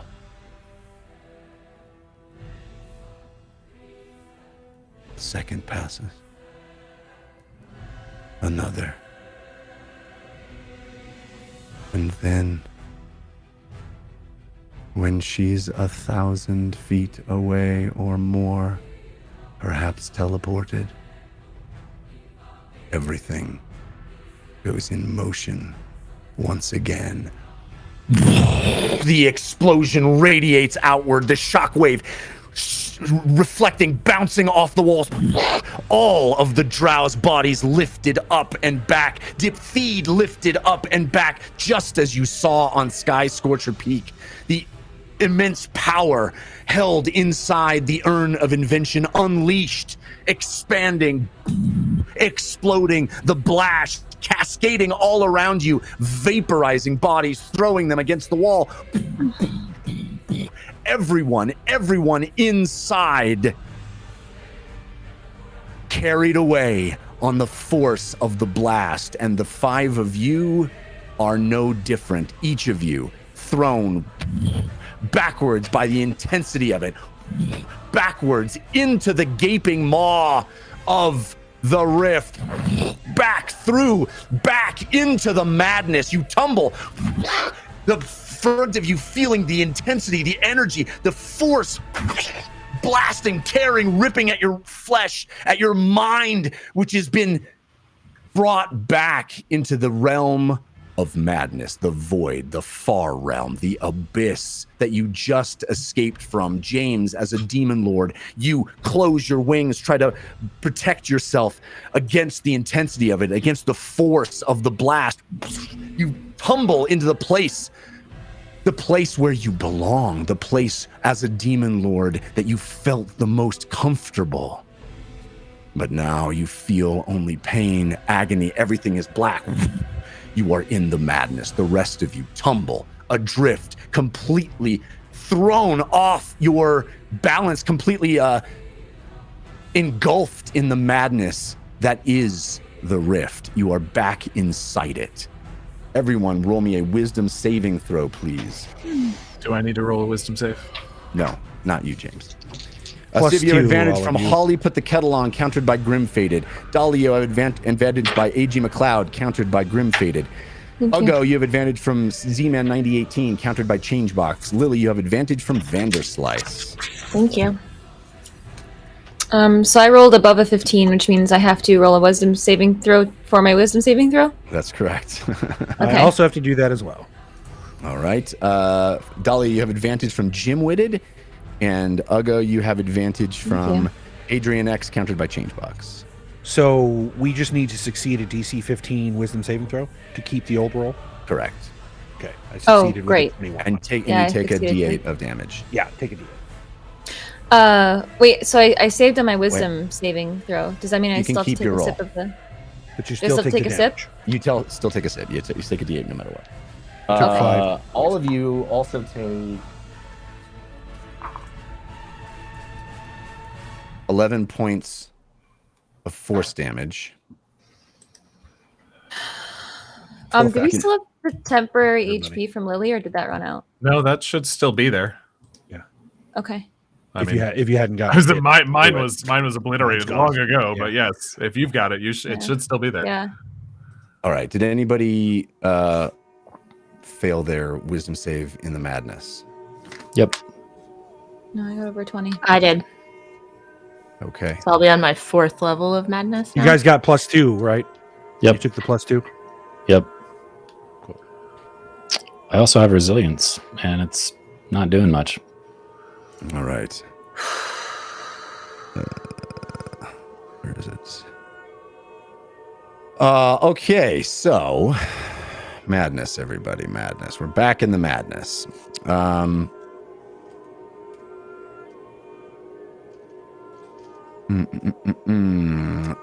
Everybody, Civ and Lily, roll a D100, please.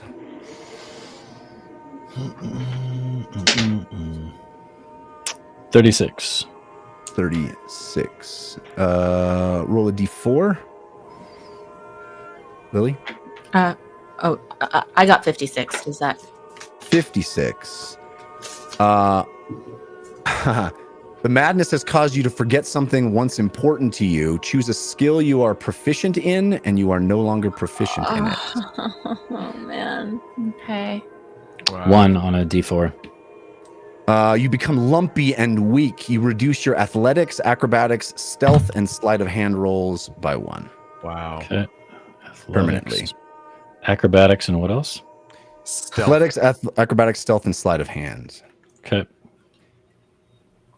James, you right yourself, and you see bodies, 4 of them, tumbling past you, going at an incredible speed, hurling back into the madness, into this void, the blackness, the nothingness, the emptiness, this vacuum of chaos that all of you had just escaped from. You are back in it. The 4 bodies tumbling, twirling, your minds being assaulted, your psyches twisted and ripped at by the very fabric of this place. And then, James, as you turn and look at these bodies tumbling past you,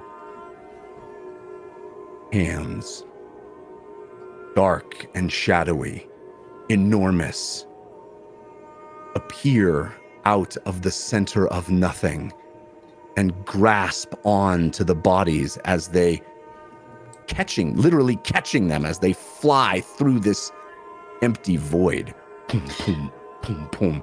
Each of you. Dahlia resists. Dahlia is screaming and outraged, crying, screaming, "No, Conroy, no!" And she's out of her mind. She needs to get back to the beginning of the madness of this place certainly not doing you any favors either. Roll me an athletics check. You have advantage from customer delight. Okay, advantage from thank you. And also, if I have time, the first thing I wanted to do is cast Thunderbolt Jump to get myself as far as I can towards the entrance of the void. But I think at this point you'd be completely disoriented as to the direction that the entrance is in, the blast, and then going back into the far realm. James would be the only person who even has any kind of inkling as to where the exit is to this place. You can cast Thunderbolt Jump, but I think your direction would be indeterminable. Yeah, she would only cast it if she had a sight on where she was going. Okay, so I rolled an 18 with advantage, so I'm re-rolling for my wisdom save, which is an 18 plus 7. Right. And I'll roll this grapple check that we're doing. I have advantage from athletics. Oh right. Yes, that's right. I have advantage from Lee Green Griffin, countered by Hedonist Ogre. And I'm taking 8 points of damage. I got a 28 for my grapple check. Athletics? It's literally you're trying to fight against the void. That's warden. God level. That's God level. Yeah. Yep. It's also very much bigger than you. Much bigger. Yeah, so as these hands grasp her, she's screaming, Conroy. Screaming, and these enormous shadowy hands envelop you. All you feel is chaos. Can I see what has them? You can, yes, James. You can, hovering there, your wings outstretched. You have felt the impact of the blast that propelled you back through the rift. Now you're hovering there, and you see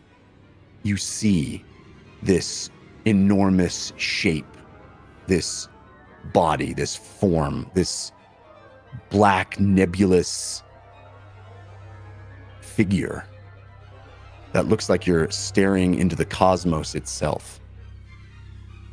The emptiness of space, twinkling, barely an outline of a shape, blackness on blackness. Mirasis! Get them out! Through the portal, come on! And you see the hands, the shape, the body push forward, press forward. The rest of you, the 4 of you, blackness all around you as if enveloped by midnight. Your bodies compressed and expand. It feels awful. Your brains being bored into by this unrest, this unsettling madness that you just escaped from. Back, piercing your psyche. And you feel movement. And then out through the exit. You see the James, you see the hands extend through the plane of the exit. Wow. Your friends out into the open. I follow. All right. If we return to the void, to the map room, you'll see the results. Whoa. That's so cool. There are drow bodies everywhere.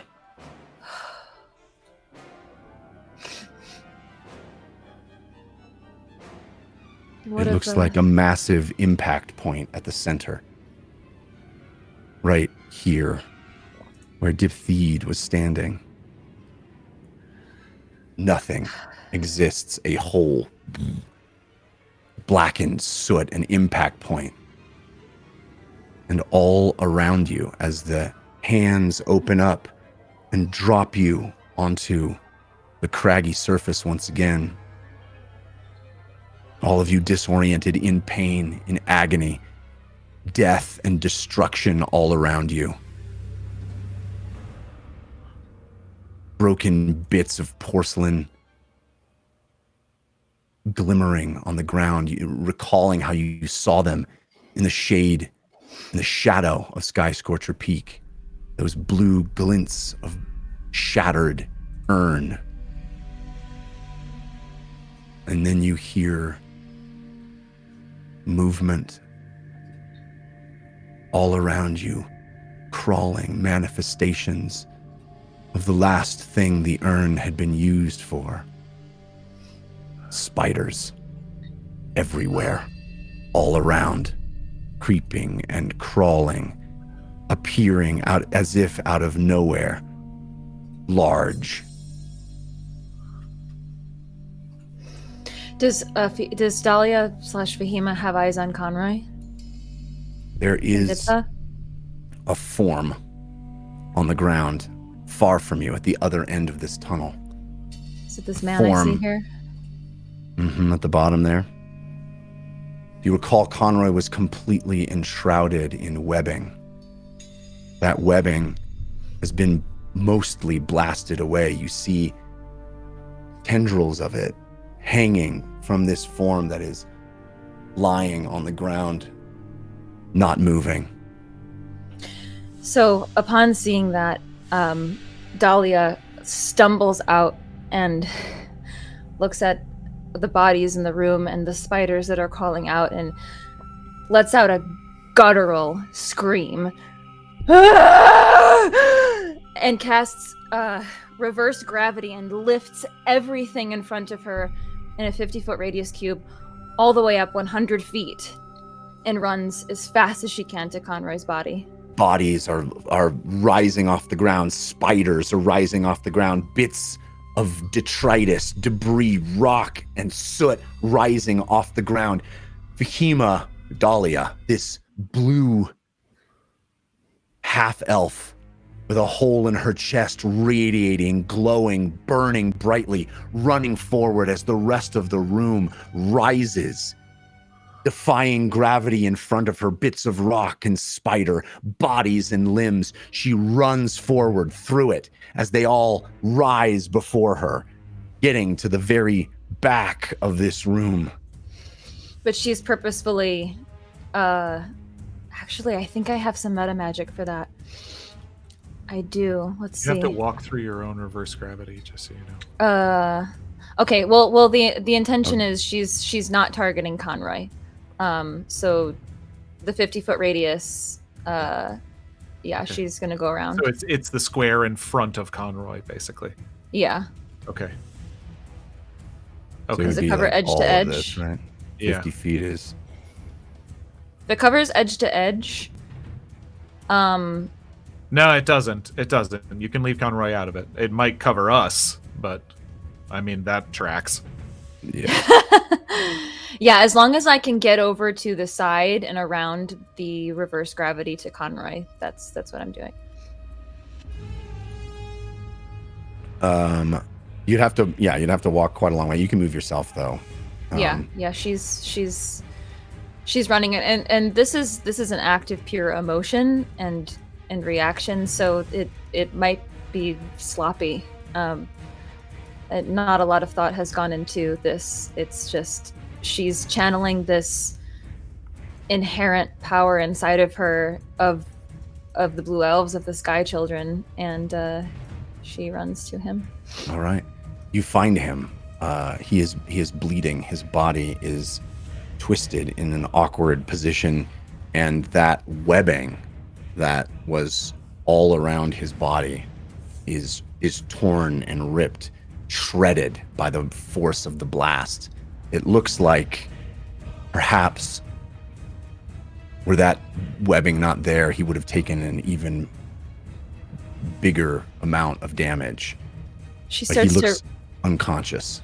She starts to rip at the webbing to release him, and she cries out, I'll go, Lily, please, please. I'll grab. Ugo slowly James, pulls himself find up Dippa. from the ground. You can see that his everything is lost from his eyes, as if there is no hope left. And he drags himself over slowly. James will grab Lily as fast as possible and fly with his wings, fly through the reverse gravity fast as possible to Conroy. All right. Lily, I will grab Lily's hand and basically pull her through the reverse gravity field if she'll allow. As Ugo gets to the reverse gravity field, I assume he must make a dexterity saving throw. Well, you saw everybody float up, so would you really run into that? Yeah, at this point, as much as you aren't concentrating and understanding things that are going around, Ugo isn't either. Okay. You have advantage from Hadrian X countered by change box. Ugo. You. Okay. Actually, no, I'm Dexterity sorry. saving I think it's Tim Finn countered by Grim Faded this time. I think we already did that last one. Thank you, Tim Finn and Grim Faded. 7. So you are caught in the gravity as well, right? Yep. Soaring up. Fall upward. Yes. Fall upward to the top of this cavern, hitting your back on the. I don't think you take fall damage though. The spell's very weird. Yeah, you do. You fall upwards and hit. You only take fall damage if you hit a ceiling. Which So you do. it depends You do, on how yeah. high the ceiling is. Yeah, there's a ceiling. Yeah. Within the So you're gonna 100 take. Yeah. You're gonna take 6d6 of fall damage. Okay.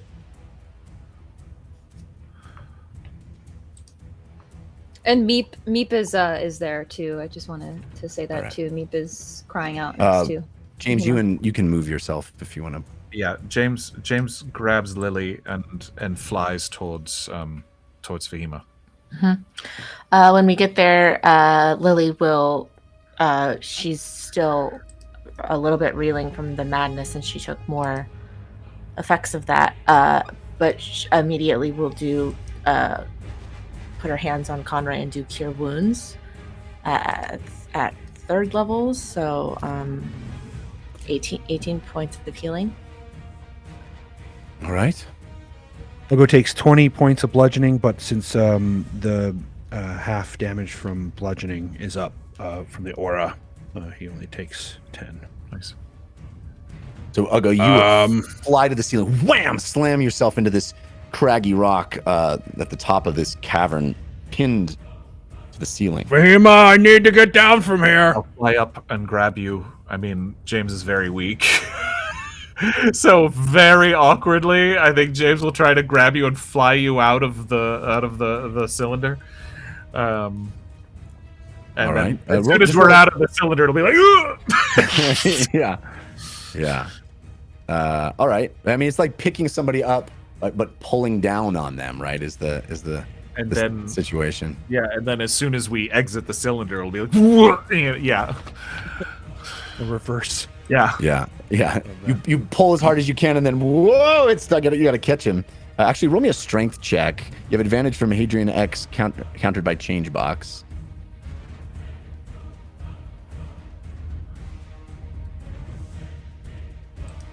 The details here behind you, those hands have pulled back into the void, and you see a body emerge.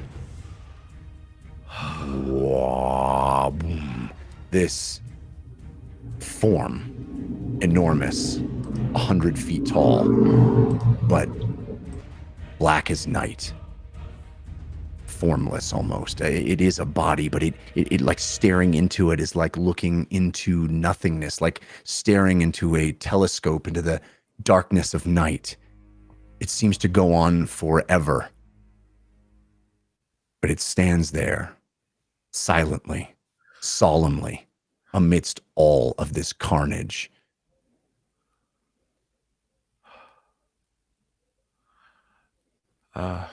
James will fly for Diptheed once Uggo is safely down.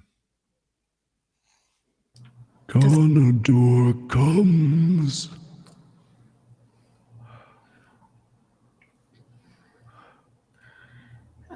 Does Conroy show any sign of anything? The healing does it seem to have an effect. You see wounds start to close. You see his arm right itself slightly as it moves out of that terrible twisted position. I'll go look for Yonmo. Is he breathing though? Like He does look to be breathing. okay. It looks like the web itself saved his life. Is he alive? Conroy, wake up. I'm here. You see his eyes flutter, and he looks up at this blue creature. His It's love. me. It's me, it's Dahlia. It's Fahima. I'm here. You're going to be alright. Am I dead? No. Not yet. Turns out you're quite hard to kill. I hate to be a bother, but could you please drop the gravity? She turns and Can't raises find a Jan hand Mo. and she turns and raises a hand and drops. Everyone's Bodies falling at fall once. from the sky. Boom, spiders. Boom, boom, boom, I boom, try to boom. grab Rocks. Diptheed if I can. Hmm? I try to grab Diptheed if I can. Diptheed's body is mangled. It is reminiscent of how you found Vic. So close to the urn. Her body was flung against the back wall of the cavern at incredible speed and with incredible force. Uggo looks for Yanmo's body.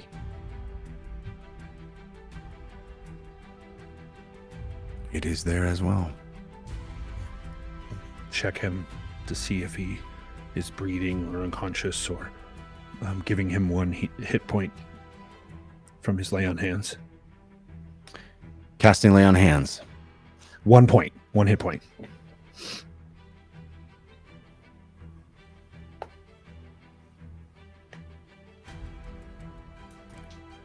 There is no movement in his body.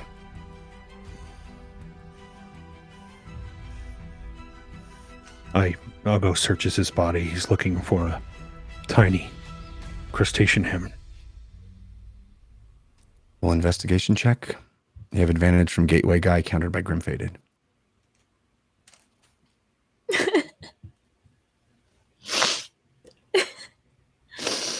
I gotta roll again because I rolled a 15.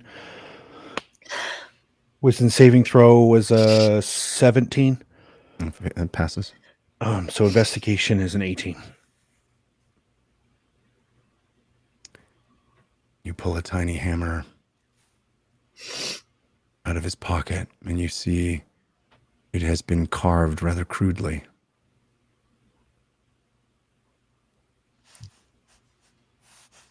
Yonmo is dead. He had the hammer on him. He could have been turned. I'll go draws his maul. Civ Red Thistle, show yourself to me. I'll go.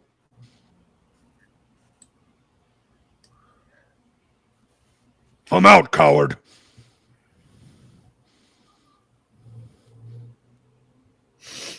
I'll go. Remember, no matter what, You can't hurt him. are He's family. fine. I know, he will not be hurt. He must answer for what he has done. I will not hurt you. I cannot hurt you. But I must understand what you were coming from.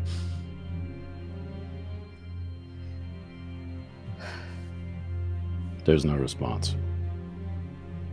Is Civ nowhere to be seen? Yeah, he disappeared. Wait, when we were in the void, he didn't come back out? No, he came back out, but you guys all ran across the room. He just disappeared. We'll put his maul away. Fine. Civ! Would we not have noticed where Civ went since we were looking? Yeah, I think it's pretty reasonable to say that everybody was looking at the carnage of the room, reorienting themselves from the madness of being back in the rift. I think it's pretty reasonable to think that Civ would have been able to slink into the shadows. Civ, please.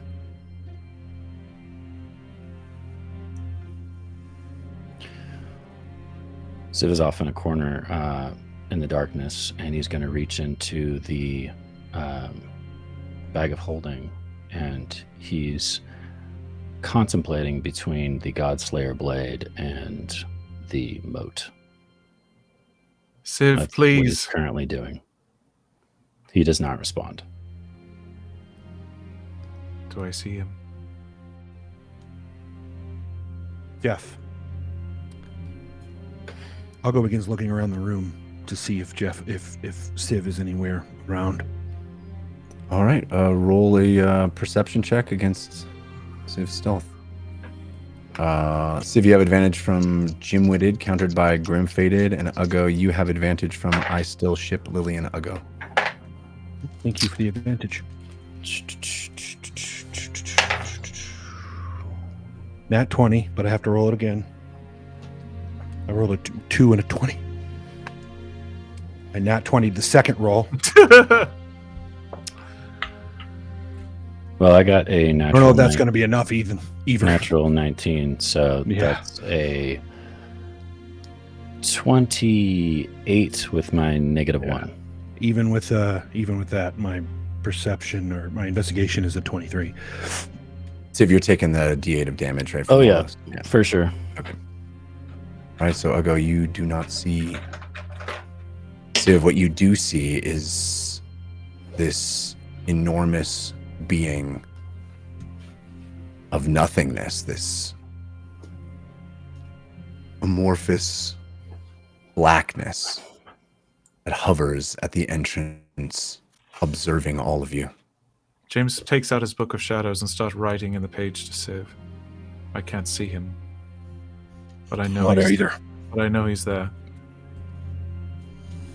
Lily is just going around Jeff and seeing if anyone else looks to be alive. No, the Drow army is completely decimated. The only reason Conroy survived is because he was encased in Lolth's webbing. Okay, well then in Lily form, she will go around and she will also cast Ferdinand and will close everyone's eyes. Your masked servants, unseen servants, are doing the grisly work, tending to the scene.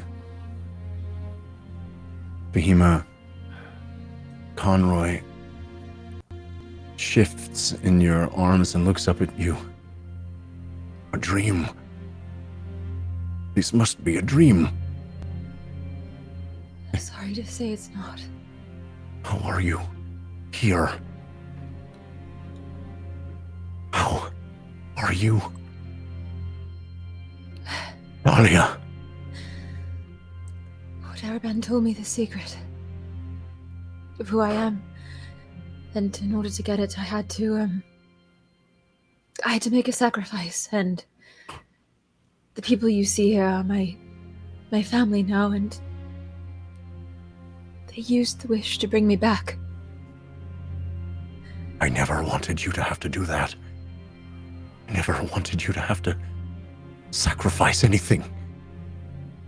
I know. None of this is your fault. I asked you if when you found out the truth, if you would ever be able to forgive me.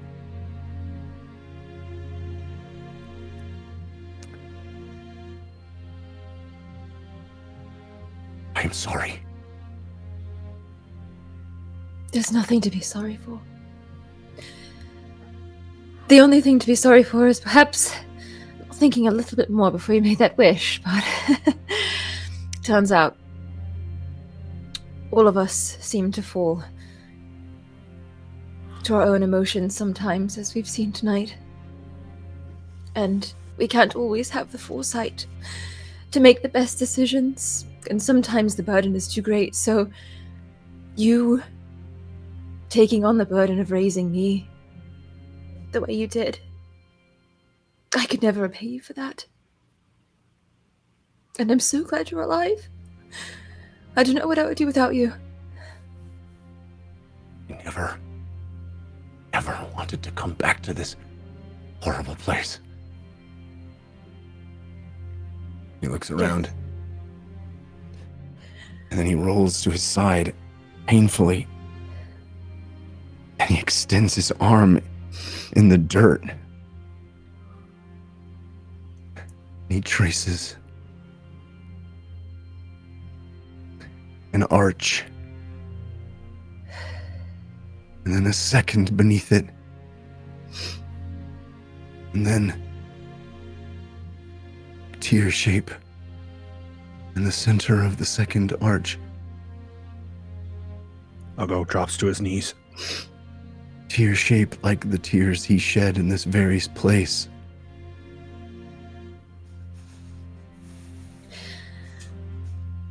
We should be able to make contact with some others with this. And you see in the dirt that symbol start to faintly glow.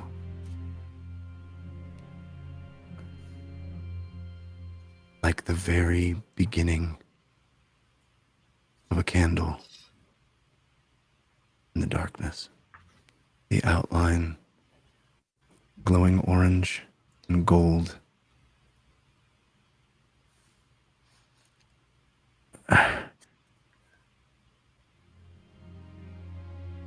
If there are others who still honor this symbol, we may be able to get to them with it. We need anyone on our side that we can right now. But Sorry. she raises her voice a little bit so others can hear her in the room.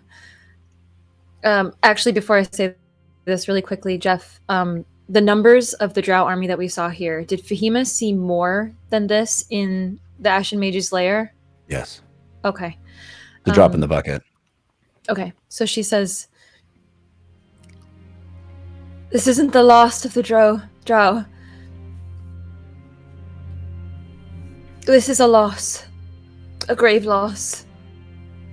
But there are more Drow who don't know the truth. And they are innocent. And they deserve to know. And they are the last of my kind. I think we have to go to them. I'll be able to. If we don't close that thing right now. Civ, I need you to come out of hiding. We need the blade. Gonador comes. James is writing in his book. Civ, please. Please, my friend. None of us need to be alone right now. Whatever you're thinking, whatever you're feeling, we can help.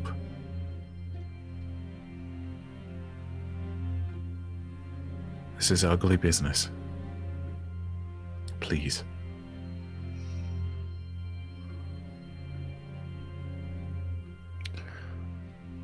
I tried to be Civ.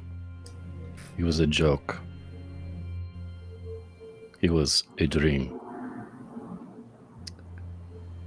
The truth is, you cannot change who you are.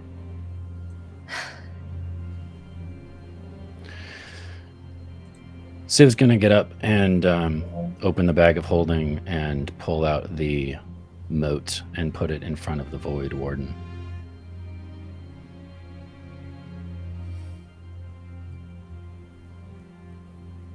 It looks down. The glittering stone, the sphere of pure, godly energy. And it stands solemnly. And then it starts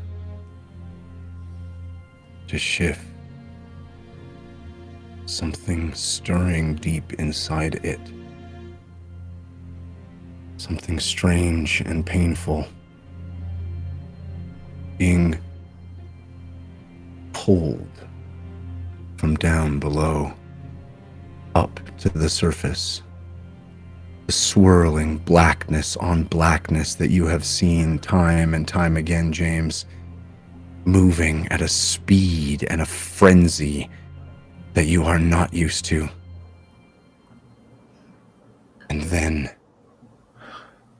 as if plucked from the depths of a tarry pit,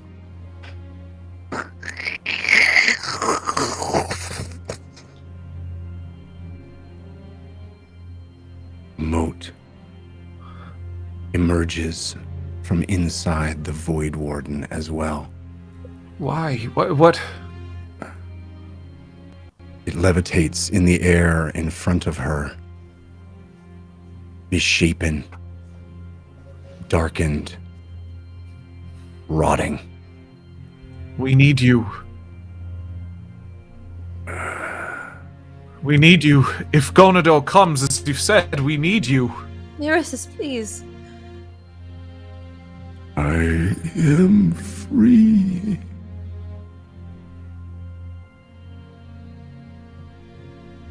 I see you. I notice you. I see you too. And the time of the wardens is done. This power is yours. I do not want it.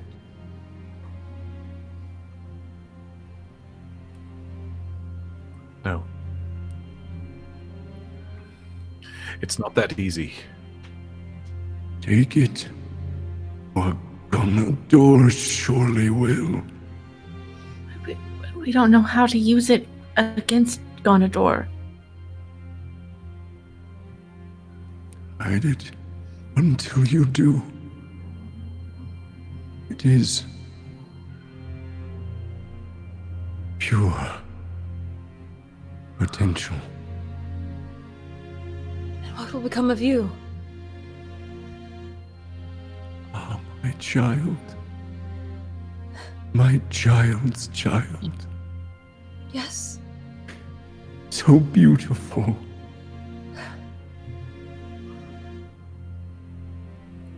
I am no longer needed. Can finally rest.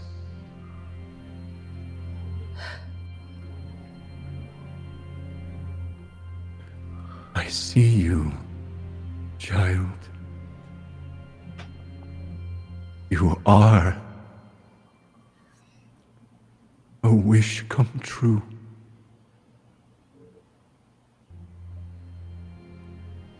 All I have ever wanted.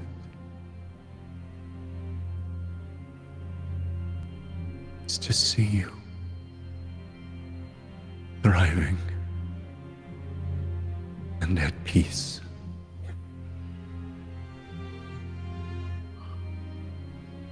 But your responsibility is a grave one, for the world is vulnerable, and Ganador comes.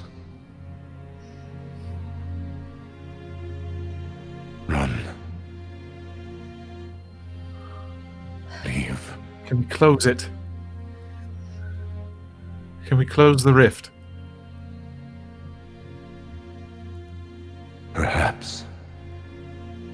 How? She moves, boom, boom, boom, through this chamber, this incredible black vacuum, this slice of nothingness, this black hole that is a figure moves through this incredible space, the maw sucking and pulling, beckoning everything toward it, and she moves away from it, up and out through this space, past the bodies that lay strewn on the floor, past the carnage that was wrought by the shattering of the urn, up and out and into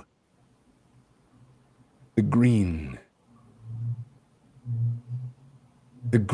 of the valley at the mouth of the void, the green made by the weather created by Fardinald Urtenfurt's machines. She looks around and she screams. A piercing, magnificent, earth-shattering sound. A sound that comes from deep in the void, that erupts like a volcano, up and out and around. This incredible sound. You have to hold your ears to protect yourselves. James, even your demon lord senses are overwhelmed by the intensity of it. And she stands looking to the horizon. She stands waiting. And then the first of them arrives. The Quake Warden. Alive and conscious. Nearby. Heeding the call. Heeding the warden that he had not seen in countless years. Running toward the sound of her. He's the first. But it does not take long for the others to join him. Typhoon and Storm. 4 wardens. The 4 living wardens. Back together. A towering, swirling storm of electricity and clouds. A being made of the storm, 100 feet tall. And water, a plume, a swirling whirlwind made in the form of a person standing shoulder to shoulder with him. The stone of the Quake Warden making a third, looking into the void, staring at what was once the Cyclone Warden. There is recognition. There is acknowledgement. And the four of them move to the hole that leads to the rift. The giant mechanical machine that Urtenfurt had constructed there, smashed with a single move of the Quake Warden's arm. Bits of metal bending and breaking, a naked hole in the earth, the gaping maw that is the wound at the end of the world, the mouth of the void, the tunnel into oblivion. And the Void Warden turns to you, James. Turns to you, Fahima, Dahlia. We can seal it as our final act. We can move aside and prepare. And the four of them kneel down, shoulder to shoulder, arm to arm.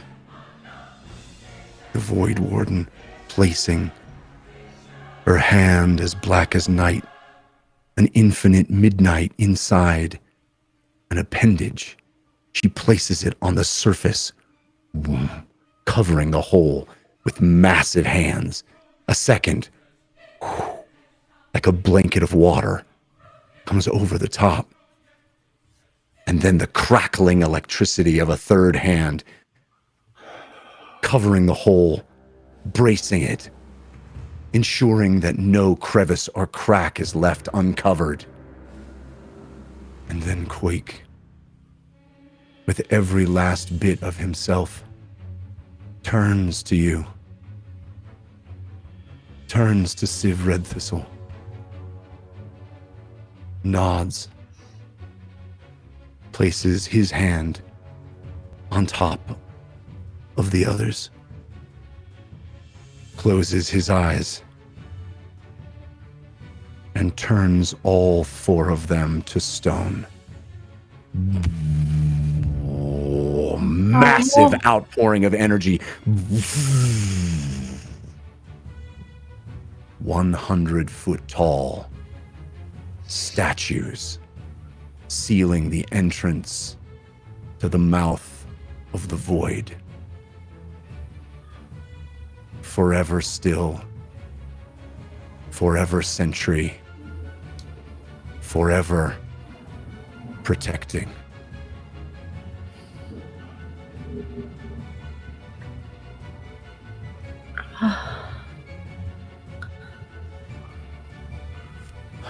It's up to Civ. Civ is picking up the two motes and putting them in the bag of holding. Why? Conroy limps with Dahlia.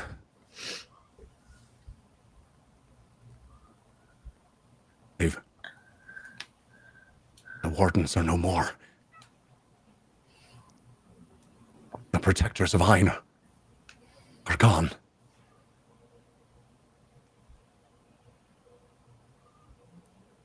What now? That's not what we meant to have happen. Does anything really ever happen the way that we want it to? No. I just want to know why. I have pages of agendas that prove that they actually don't do a lot. Civ, speak to me. Help me understand. You are not going to like the answer. I don't care. I love you. I don't want to listen to you yell at me. I don't have it in me to yell at you. I just need to understand you. Civ, what's done is done, and the only way to move forward is to understand.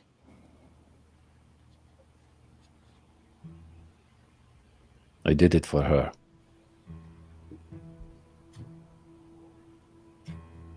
Thought maybe that was why. That is She why did the same I thing. asked the Mind Flayer to remove her from my mind.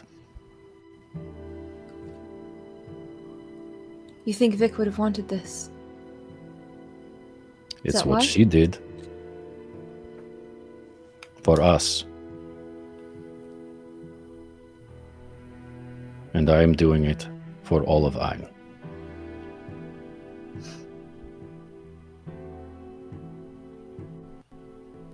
Ulf is gone. She escaped. Jonmo and Diptha are dead. We have work to do. Yes. I am going back to Thorn. So it's an invitation. If you wish to come with me, you are all welcome to. But I must stop the death that is coming. James flies to the entrance of the cave and looks out for any sign of the giant spider that walked out of here a few minutes ago. Roll me a perception check. You have advantage from Tim Finn, countered by Changebox. Thank you. Ugo looks at Sif and says, I hope you will come with me. That's a 15, so I'm rolling. Oop. Out of the box.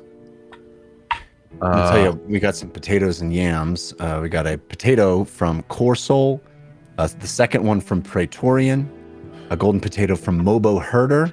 It's always been one of my favorite names. Thank you. And the gold family continues with potatoes 4, 5, and 6. Wow. Evil yams from Corsol. Fatemonger gives us 2 evil yams. Thank you, Fatemonger. And a evil yam, the fourth one from the gold family as well. Thank you. Wow. Thank you. Thank you for your generosity, all. I succeeded on the wisdom checks. Does that mean I get to keep my original roll? I forget. It does. Yes. Okay. So 22. Or no, it's perception. So 17. You look far and wide, the height of your flight aiding with your perception. You do not see Lolth. Well, if this was to save Ein, Siv, then what do we do now? I was planning on becoming another warden, which is why I took out the moat. So what? To fight Loth. Loth? To fight that giant bloated cockroach. Imagination's still in the world. We have much to do. And the first is to free Thorn for Ugo. I hope you will come with me, Siv. I need you. Being there last time made it very clear to me that I need someone like you, who I can trust. Even when it seems that their decisions are not Ugo's choice.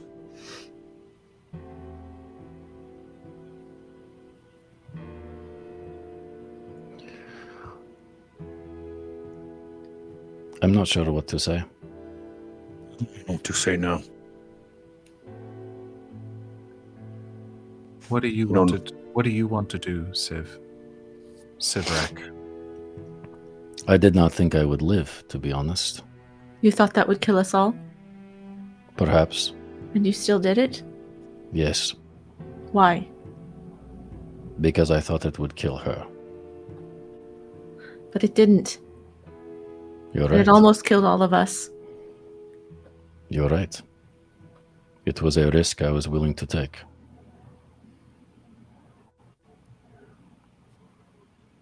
I once said a long time ago to several people, actually, you have no idea what I am capable of. This is one of those moments.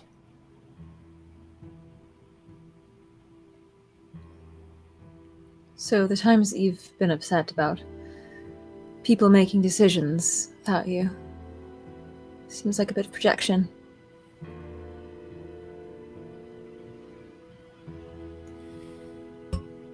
I did not expect you to like my choice. To risk our lives? No. Certainly not. To let Loth free, also, maybe not. Like I said, I did not know that was going to happen.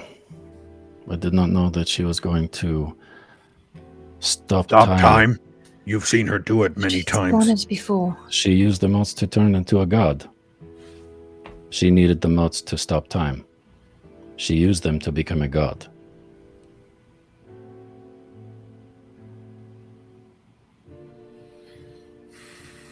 Well, we've all made Look. it. Go ahead. The motes live inside her. Of course, she can harness that power.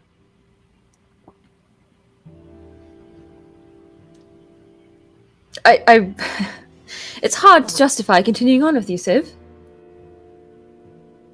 I was not expecting you to. There's something to be said for unconditional love, but I don't know if it extends to blatantly telling someone to their face, I was willing to end your life for something that I decided on. It was a choice that someone had to make. And I made it. It wasn't, though. It wasn't, though, because you made it alone. You could have made it with the rest of us. I'll go, Dahlia. If you could cast us a teleportation circle to the Lodestar, we could be at Lesliana's compound within a day. We could get our Achirai and we could beat a Thorn. We have things to do. I don't care if Sivrak comes with us. I'm sorry, that's how I'm feeling right now. We have things to do. Because if you hadn't made your choice alone, Sivrak... You chose to become a demon lord. I didn't, actually. Yes, you did. You was forced upon me. made a pact. What did you think was going to happen? Yeah, it was the greatest mistake of my life, and I think I've learned a lot since then. Have you? You still look like a demon lord to me. You definitely see the cracks in his skin that have appeared since the moment the Void Warden turned to stone. There appears to be cracks in the demon's skin. I'm not interested in this. I'm not interested in this fighting. I'm sorry. I'm interested in helping the world. I'm interested in making, and I'll point to the four wardens, I'm interested in making their sacrifice worth something. As was I. Yes, but you were rash. And it was a Is mistake. that not who I am? You usually talk it out with us. That's how you've been. You I grew feel with like us. a lot of decisions have been made recently without talking things out. Okay, well, it seems like you're upset, Civ. And that's fair. But could I maybe have the bag of holding? Of course. Thank you. I don't recognize this person. This is not the Civrek we met. This is not the Civ we know. And I understand that I also just came out of the void, and so my brain might not be where it needs to be. Same happened to Civ. Yes. Perhaps that has impacted his thinking, which is why I'll is not attempting to hurt him.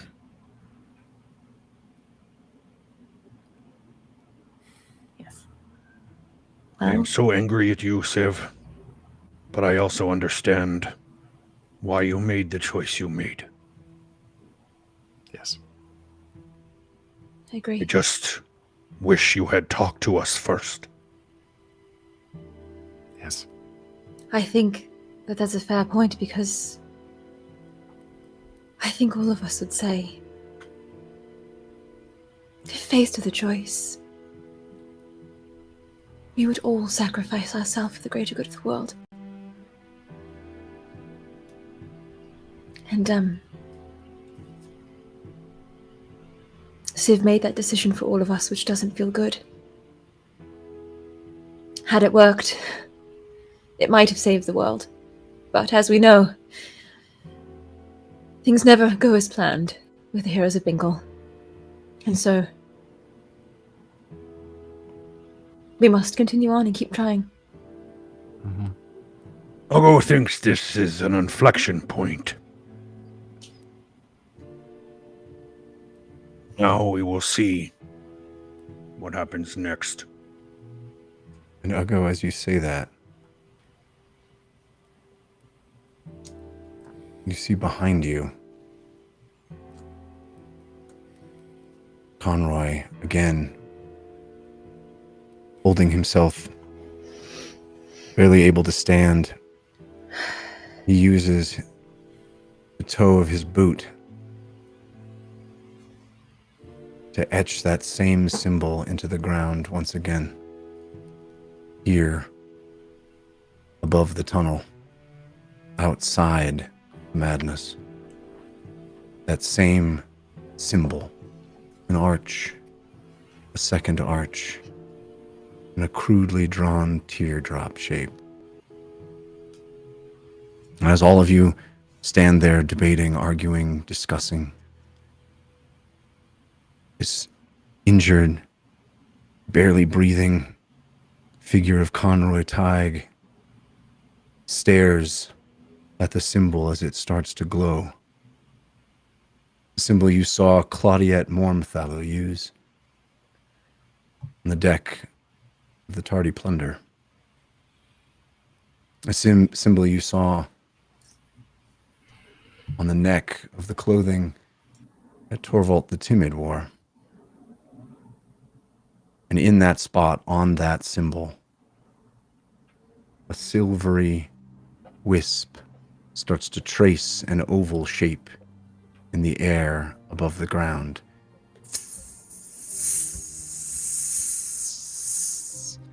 You see those wisps form a portal. And through that portal steps Hermofesh. Is it safe? For now. You could say so. Hi. Is there a member of the natural order here? Conroy? Conroy. He Hello. looks over. Conroy nods and says nothing. Hello, Father. I am confused, but happy to see all of you alive. He looks at you, James. Full demon lord, wings behind you. No clothes, no shred of humanity, but bits of your leathery skin flaking and coming off. A breeze catching a couple of flakes and pulling them off your body, and Fish says, Jimmy, what has happened?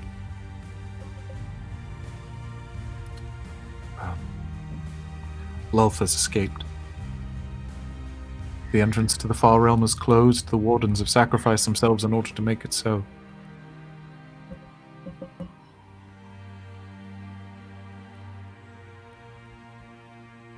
The wardens are gone. Yes.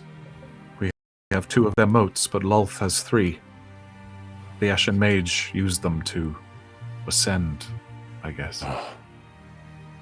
Dire news indeed. Yes.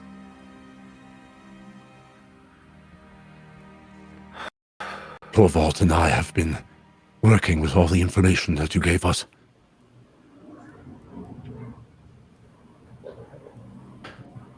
He is too frightened to come through the portal, so I thought I'd come on my own. Thank you. We have made what we believe to be some interesting discoveries. All right. I appreciate you sending us information as you've discovered it. It has helped greatly in our research.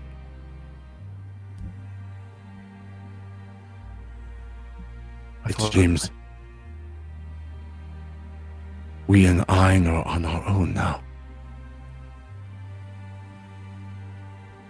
No longer can we rely on the wardens to protect us, if we even ever could before.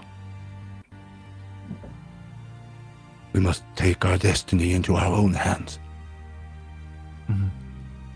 Yes. Exactly where my brain was at. But And he looks pointedly over at Conroy, who, hands crossed, his head down, is not looking in this direction. But whoever founded the natural order did so for a purpose.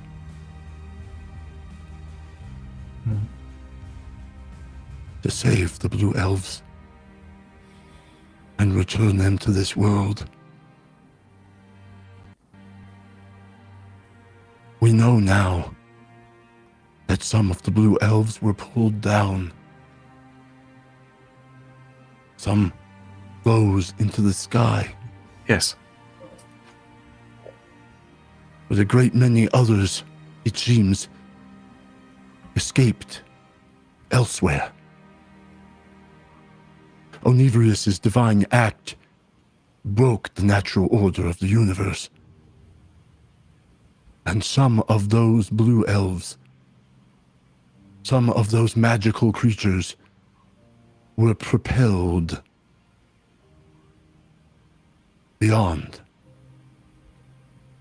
out across the reaches of space-time, through a hole in the fabric of reality. They were trapped elsewhere, unaware of who they once were, of how special they are, of how essential. They were forced only to watch the world they were a part of, to watch the flow of time from afar. But they have figured out ways to affect this world, to let their presence be known. They realized that the amulet was a way to help and hinder, to offer aid and add challenge. Those blue elves have names. We have discovered them. Names like Braba and Gorbinplay. Mom of Goblins and that gamer's day. Strange. References needed and Sita. What do those names mean? They are strange and unusual. There are dozens and dozens of them. Thousands. Fail Waffle and the Raven Queen. Just Jules and Bubblegummy. I could go on and on. It is impossible to name them all, but each of them is a mystical, magical creature of legend. Each of them an essential part of this world. Blue elves displaced by the quirks of fate, but with us every step of the way. Even though they didn't know their true origins, they were connected to this place, to this journey. And without them, none of this would mean anything at all.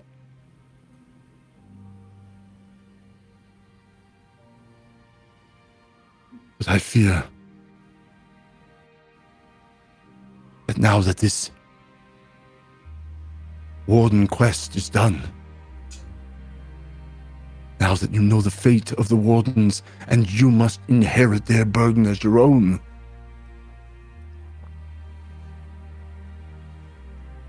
I fear there is one more decision to be made.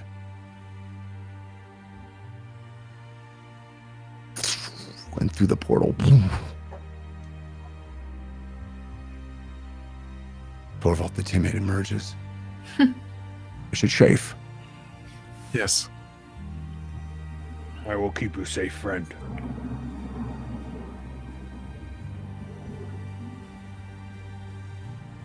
Herman and I have made a remarkable discovery based on my initial findings with the amulet. Lily, do you still have it in your possession? Yes. Right here. Do you want it? No. Oh. It has made contact with each of the wardens now. Yes. Yes.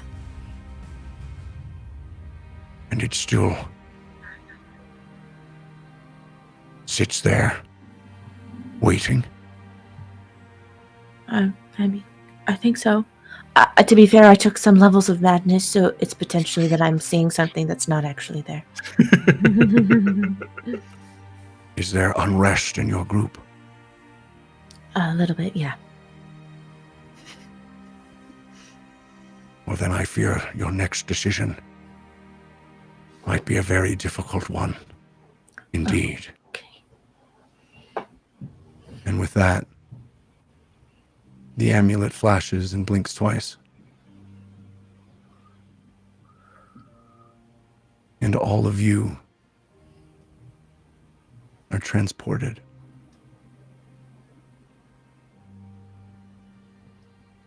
Taken to another place and another time. Together, the 5 of you. The first thing you notice is the smell.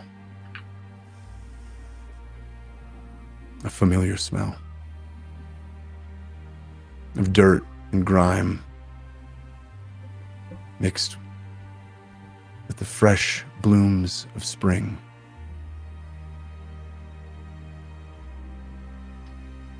You stand looking at a hole in the ground. A simple dungeon. It waits, and you enter, holding the amulet in your hands. As you walk down the entrance, open and waiting, not booby-trapped.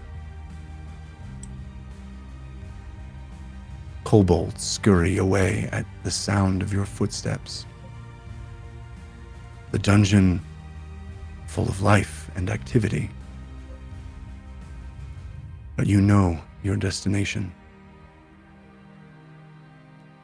The 5 of you walk down this familiar place that you have been twice before now, at different times. Solemnly, without speaking to one another, you walk. The hole in the wall that was caused by the explosion of the purple rodent, not yet there. You move through these tunnels, down and around and through. And you arrive at the spot where you retrieved the amulet. Every step that you get closer, Lily, the amulet around your neck hardens, crystallizes, a shell forming around it, reconstituting itself with the time in which you find yourselves. You realize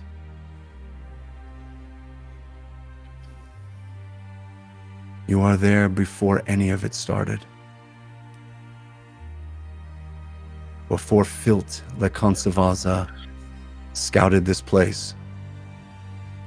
Before any of you managed to come down here. Before the simple dungeon run ever happened. You look at each other. You look at Civ.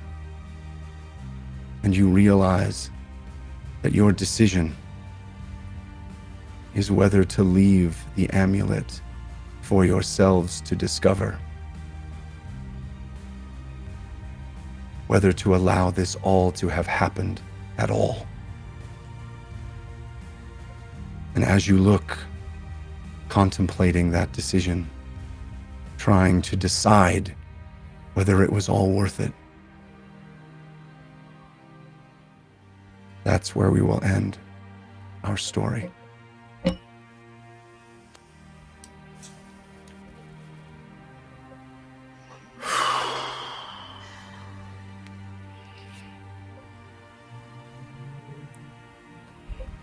Wow. The end. To be continued. We continue. Or the end, or to be continued. It's Schrodinger's plot choice. Schrodinger's amulet. Yeah.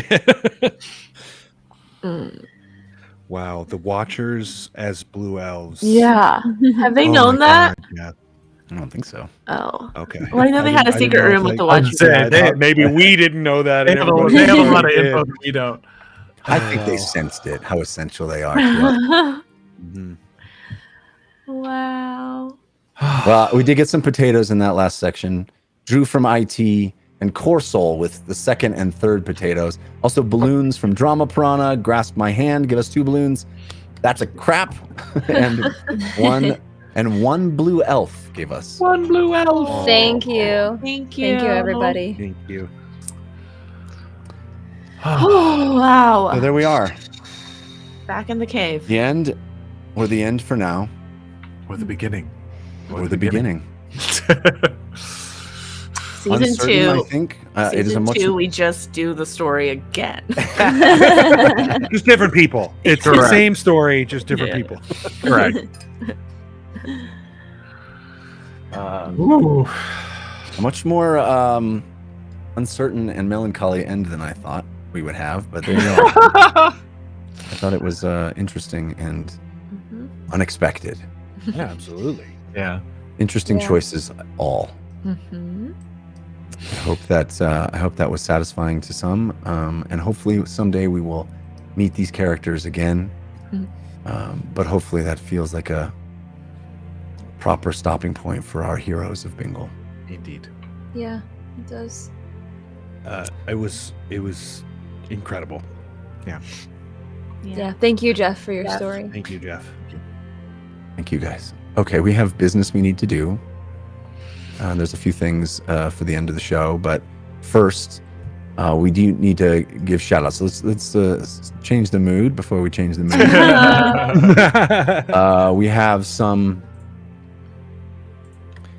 top tier patrons whose reward is to have their names read out at the end of the show. Stick around after this, by the way, that we have more things to do. I have some thank yous that I need to give, and we have another special surprise I think that you'll enjoy. Oh my gosh. But let's have a little fun before we say goodbye. And let's roll our die and find out who is going to be reading the names. Oh, The names, reroll. of course, are done in the I in the theme. Sorry, go ahead. swear, Lily, every time. I'm telling you, you can re-roll. I think I Okay. go last week? You did. All right, I got myself. I got James. All right. Okay. I always do this, and I believe I always do. did Jeff All right. pick? What did Jeff pick? It is Force of Good is up first, and what am I gonna do with it? Oh, there it is. All right. This is a fun one. I think will be a fun one. This is God. I picked this before I knew it was so sad at the end. This is a Force of Good. Explain either your experience of doing the dungeon run over these last 3 years, or the story of the dungeon run, but do it by getting all the names wrong. Right.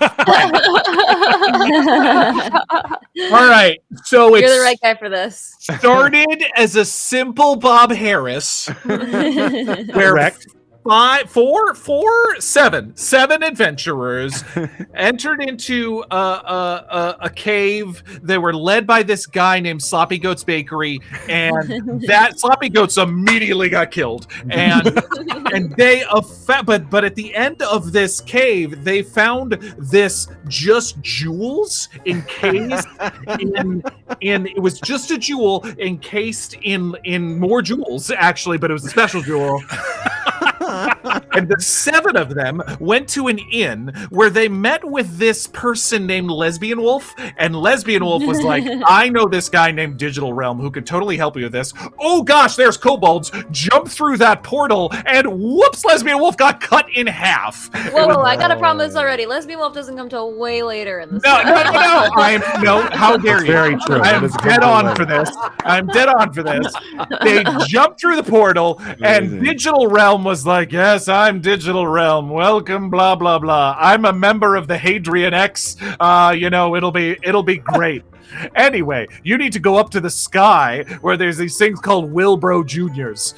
There's a bunch of little Wilbro Juniors, and you need to save some folks, I guess. But so the 7 adventurers went to the Wilbro Junior, and they found, amongst other things, they found some beaker pars, which actually bit one of the adventurers on the hand when she tried to feed it. And then they found a Sejo 225 trapped under a rock, which they freed it and became the pet for somebody. It was really great. But at the end of it, Idakai was this blue elf who sounded a lot like Mrs. Doubtfire. She was bald, short, but anyway, she's like, I'm a desert wanderer. Don't worry about me. And it became a whole thing. But anyway, their enemies were these people named Hyperboy 66 who talked in rhyme all the time, and it was very fun. And they were freeing the Fenderills from the evil of this evil gray wizard named Angel Devilson. I don't know, but they went to the bottom of the sea where there was a strange cow like Avil came IR Moo Cow, and of course they went to the island of Seraphi to rescue the Gold family, the entire Gold family. And the name of the children of the Gold family were Braba, Katie Scritches, Armando 89, Your Past Decisions, and Mickey Wolf. And That's the whole story. I think that's everything. Yeah, that's you missed nothing. Accurate. I forget everything else. I know other things how I happened. remember. Hey. Exactly how I remember. Perfection. I think there were more kids too, but I can't remember their names. Oh, and Grim. Everybody remembers Grim. Yeah. Amazing. All right. So the next one, I think I attributed that to Drama Piranha, but this one is actually the one that Drama Piranha suggested. Oh, nice. This roll I roll a dice got force of evil. Civ. All right. Yes. So Jared, I think you're gonna kill this one. This is Force of Evil, a scene from a Mission Impossible movie where the characters keep dramatically removing their masks to reveal they are someone else. That's good. I like that. It's interesting that you caught me in this place, in this time. But little did you know that I'm a student of Graham. And beneath that mask is the Drama Piranha. Remember me from earlier? I was the one that put a ticket on your car, and you thought it was nothing, and it was actually a bomb. Why was the bomb in a mask? I don't understand. There was a bomb in the mask and a bomb in the ticket. There were several bombs. I'm Goblin Blade. I just place bombs all over the place. That's what I do. Okay, so you're not a student of Graham. No. Or a Drama Piranha. Well, I'm both of those people, and I'm Shiny 8-Bit Boo as well. I was the one that delivered the pastries to your door. It's your skin okay? All that latex on top of it probably can't be doing much for your acting. My complexion is terrible. I look like a Forest Elf 86. There's 86 different zits from all the latex. Terrible. I need to know if those pastries, did those pastries have masks on them? Because I may have just eaten them. Yes, each of the pastries had a... Marcus gained a level. What? He's allergic to Marcus gained a level. each of the How are you a talking pastry right now? I don't understand this. Well, there's quite a lot of disguises that I do. I disguise myself as pastries and nuts. I'm nuts. You're a Brazil nut. That's right. And almonds. You were nuts. And cashews, which aren't even nuts, but I'm that as well. I'm. Hello, everybody. I'm Down to Clown. Your happy joy time clown child show. It's really disturbing, but This it's is for kids. very, very Fast forward. disturbing. Fast forward. All kids shows are extremely disturbing. Oh my gosh. I'm also J-Rock, your friendly DJ, down here at 98.7 KFM. That's wild, man. What do you want? What do you really want at the end? What is the plan? I've lost track. The plan, all along, was just to confuse you, because I need a break. Mission accomplished. Oh, you could have just asked for a break. You're also gonna need references because you're fired. That's wild, man. That's wild. That mission wasn't impossible. It was just confusing. Very confusing. A little bit of Hey, Jared K. Jack, ladies and gentlemen. There you go. That is our ode, homage, and thank you to all of the top tier patrons. I want to reiterate that the Patreon is not going anywhere. The channel is not going anywhere. There is much more content coming. If anything, it's going even bigger and better. We have a don't special touch that show dial. a week from tonight, and 2 weeks from tonight we're back with another episode of Fortune and Fate. So please don't miss that with our guest with our DM Gabe Hicks and an amazing guest cast. So please come and see. Let's see you then. Next week will be all of us together, minus Jeffrey. Minus this guy. Minus Jeffrey. But everybody, all the cool kids will be there. So Yeah, that's right. That's right. Yeah. Okay. So here we are at the place I never wanted to be, which is saying goodbye. And you know that I had a chance to say goodbye once before, back in episode, what was it, 78? 78.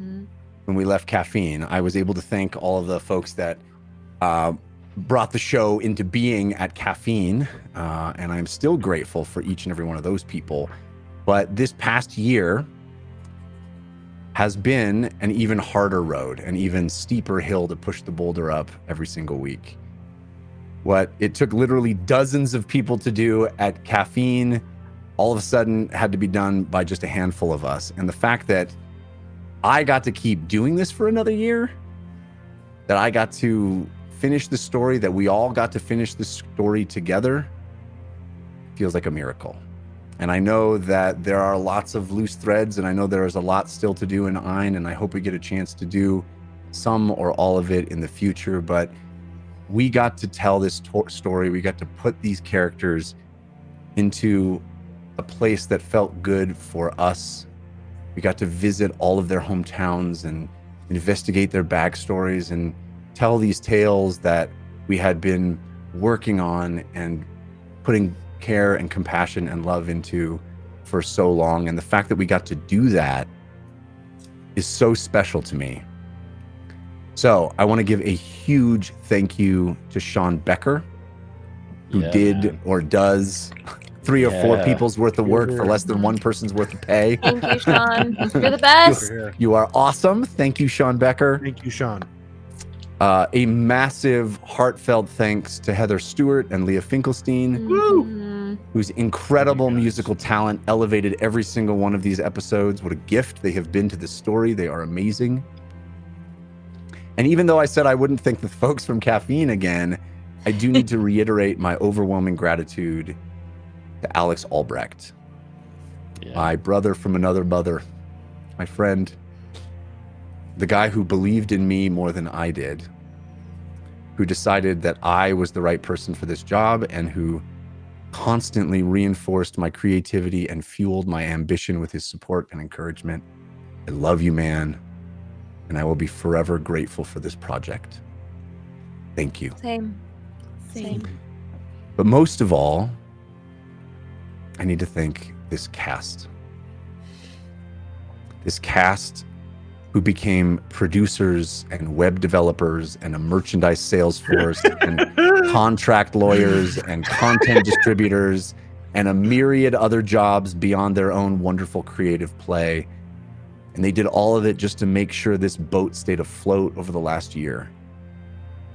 I have said it many times, but I will say it again. I don't know how I got so lucky to have found such hardworking, decent, talented, good people to do this show with. They brought their hearts to the table every single week and invested in this story we were telling in a way that made me look so much better.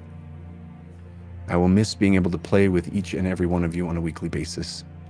But I implore you, if you are watching, to stay tuned to these incredible creators. They are just getting started. Even though I am riding off into the sunset, the sun is just rising for them. And I am extremely excited to see what comes next. Which brings me to each and every one of you watching. The folks who truly made this possible. The Blue Elves. Thank you. Thank you for your generosity, for your thoughtfulness, for your time and your attention.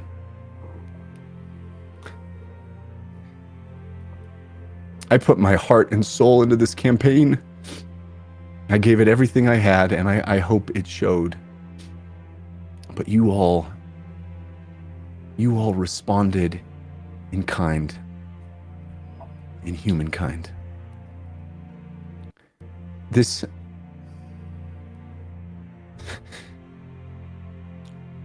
has been an extraordinary confluence of good fortune. A magical moment where everything comes together just so. And I recognize how lucky I am to have been a part of it. At our very first dinner together as a show, I told the cast about the magic circle, something I like very much. It's the name for that beautiful opportunity that games provide to set aside the normal circumstances of the world and to create something new, something just for us. To jump into the unknown together, supported by everyone's commitment and imagination. And all of you joined that magic circle too, with us. You accepted the rules of our world and you played along. And together, we created something that I am extremely proud of. We told a story of empathy and trust, of knowledge and understanding, of how difficult it is to do the right thing in a world of chaos and complexity. And I cherish this story. I cherish these characters and this experience more than my words can express. Thank you. Thank you, all of you, for this opportunity. I hope it has been entertaining. And if I may be so bold, I hope it has inspired each of us to be a little more human and a little more kind. If we did that, then I think we did a good job. And to think it started with a simple dungeon run.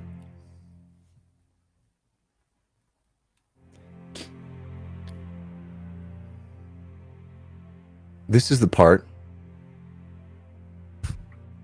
where we usually sign off. And we will. But some folks from the community,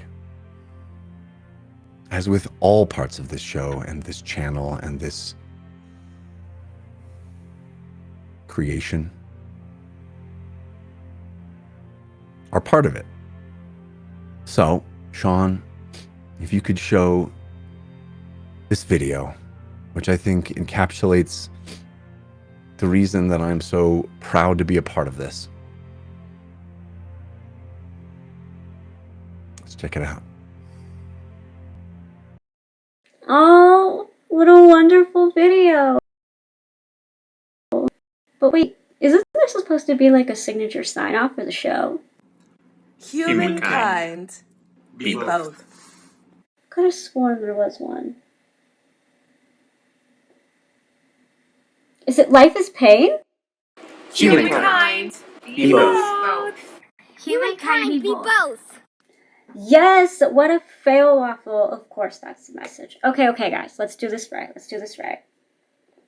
Join us, watchers, runners, and gods of the time stream, to help sign off this campaign one last time with a message that we truly hope will continue to spread.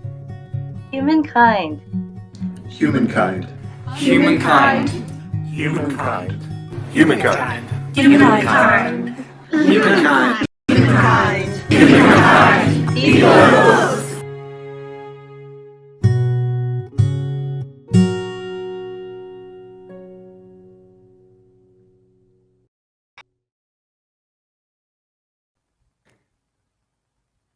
Thank you.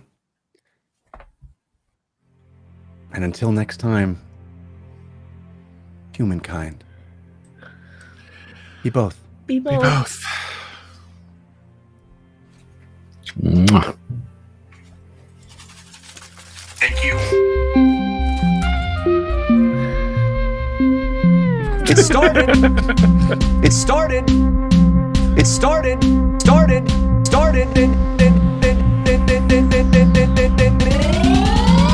As a simple dungeon run.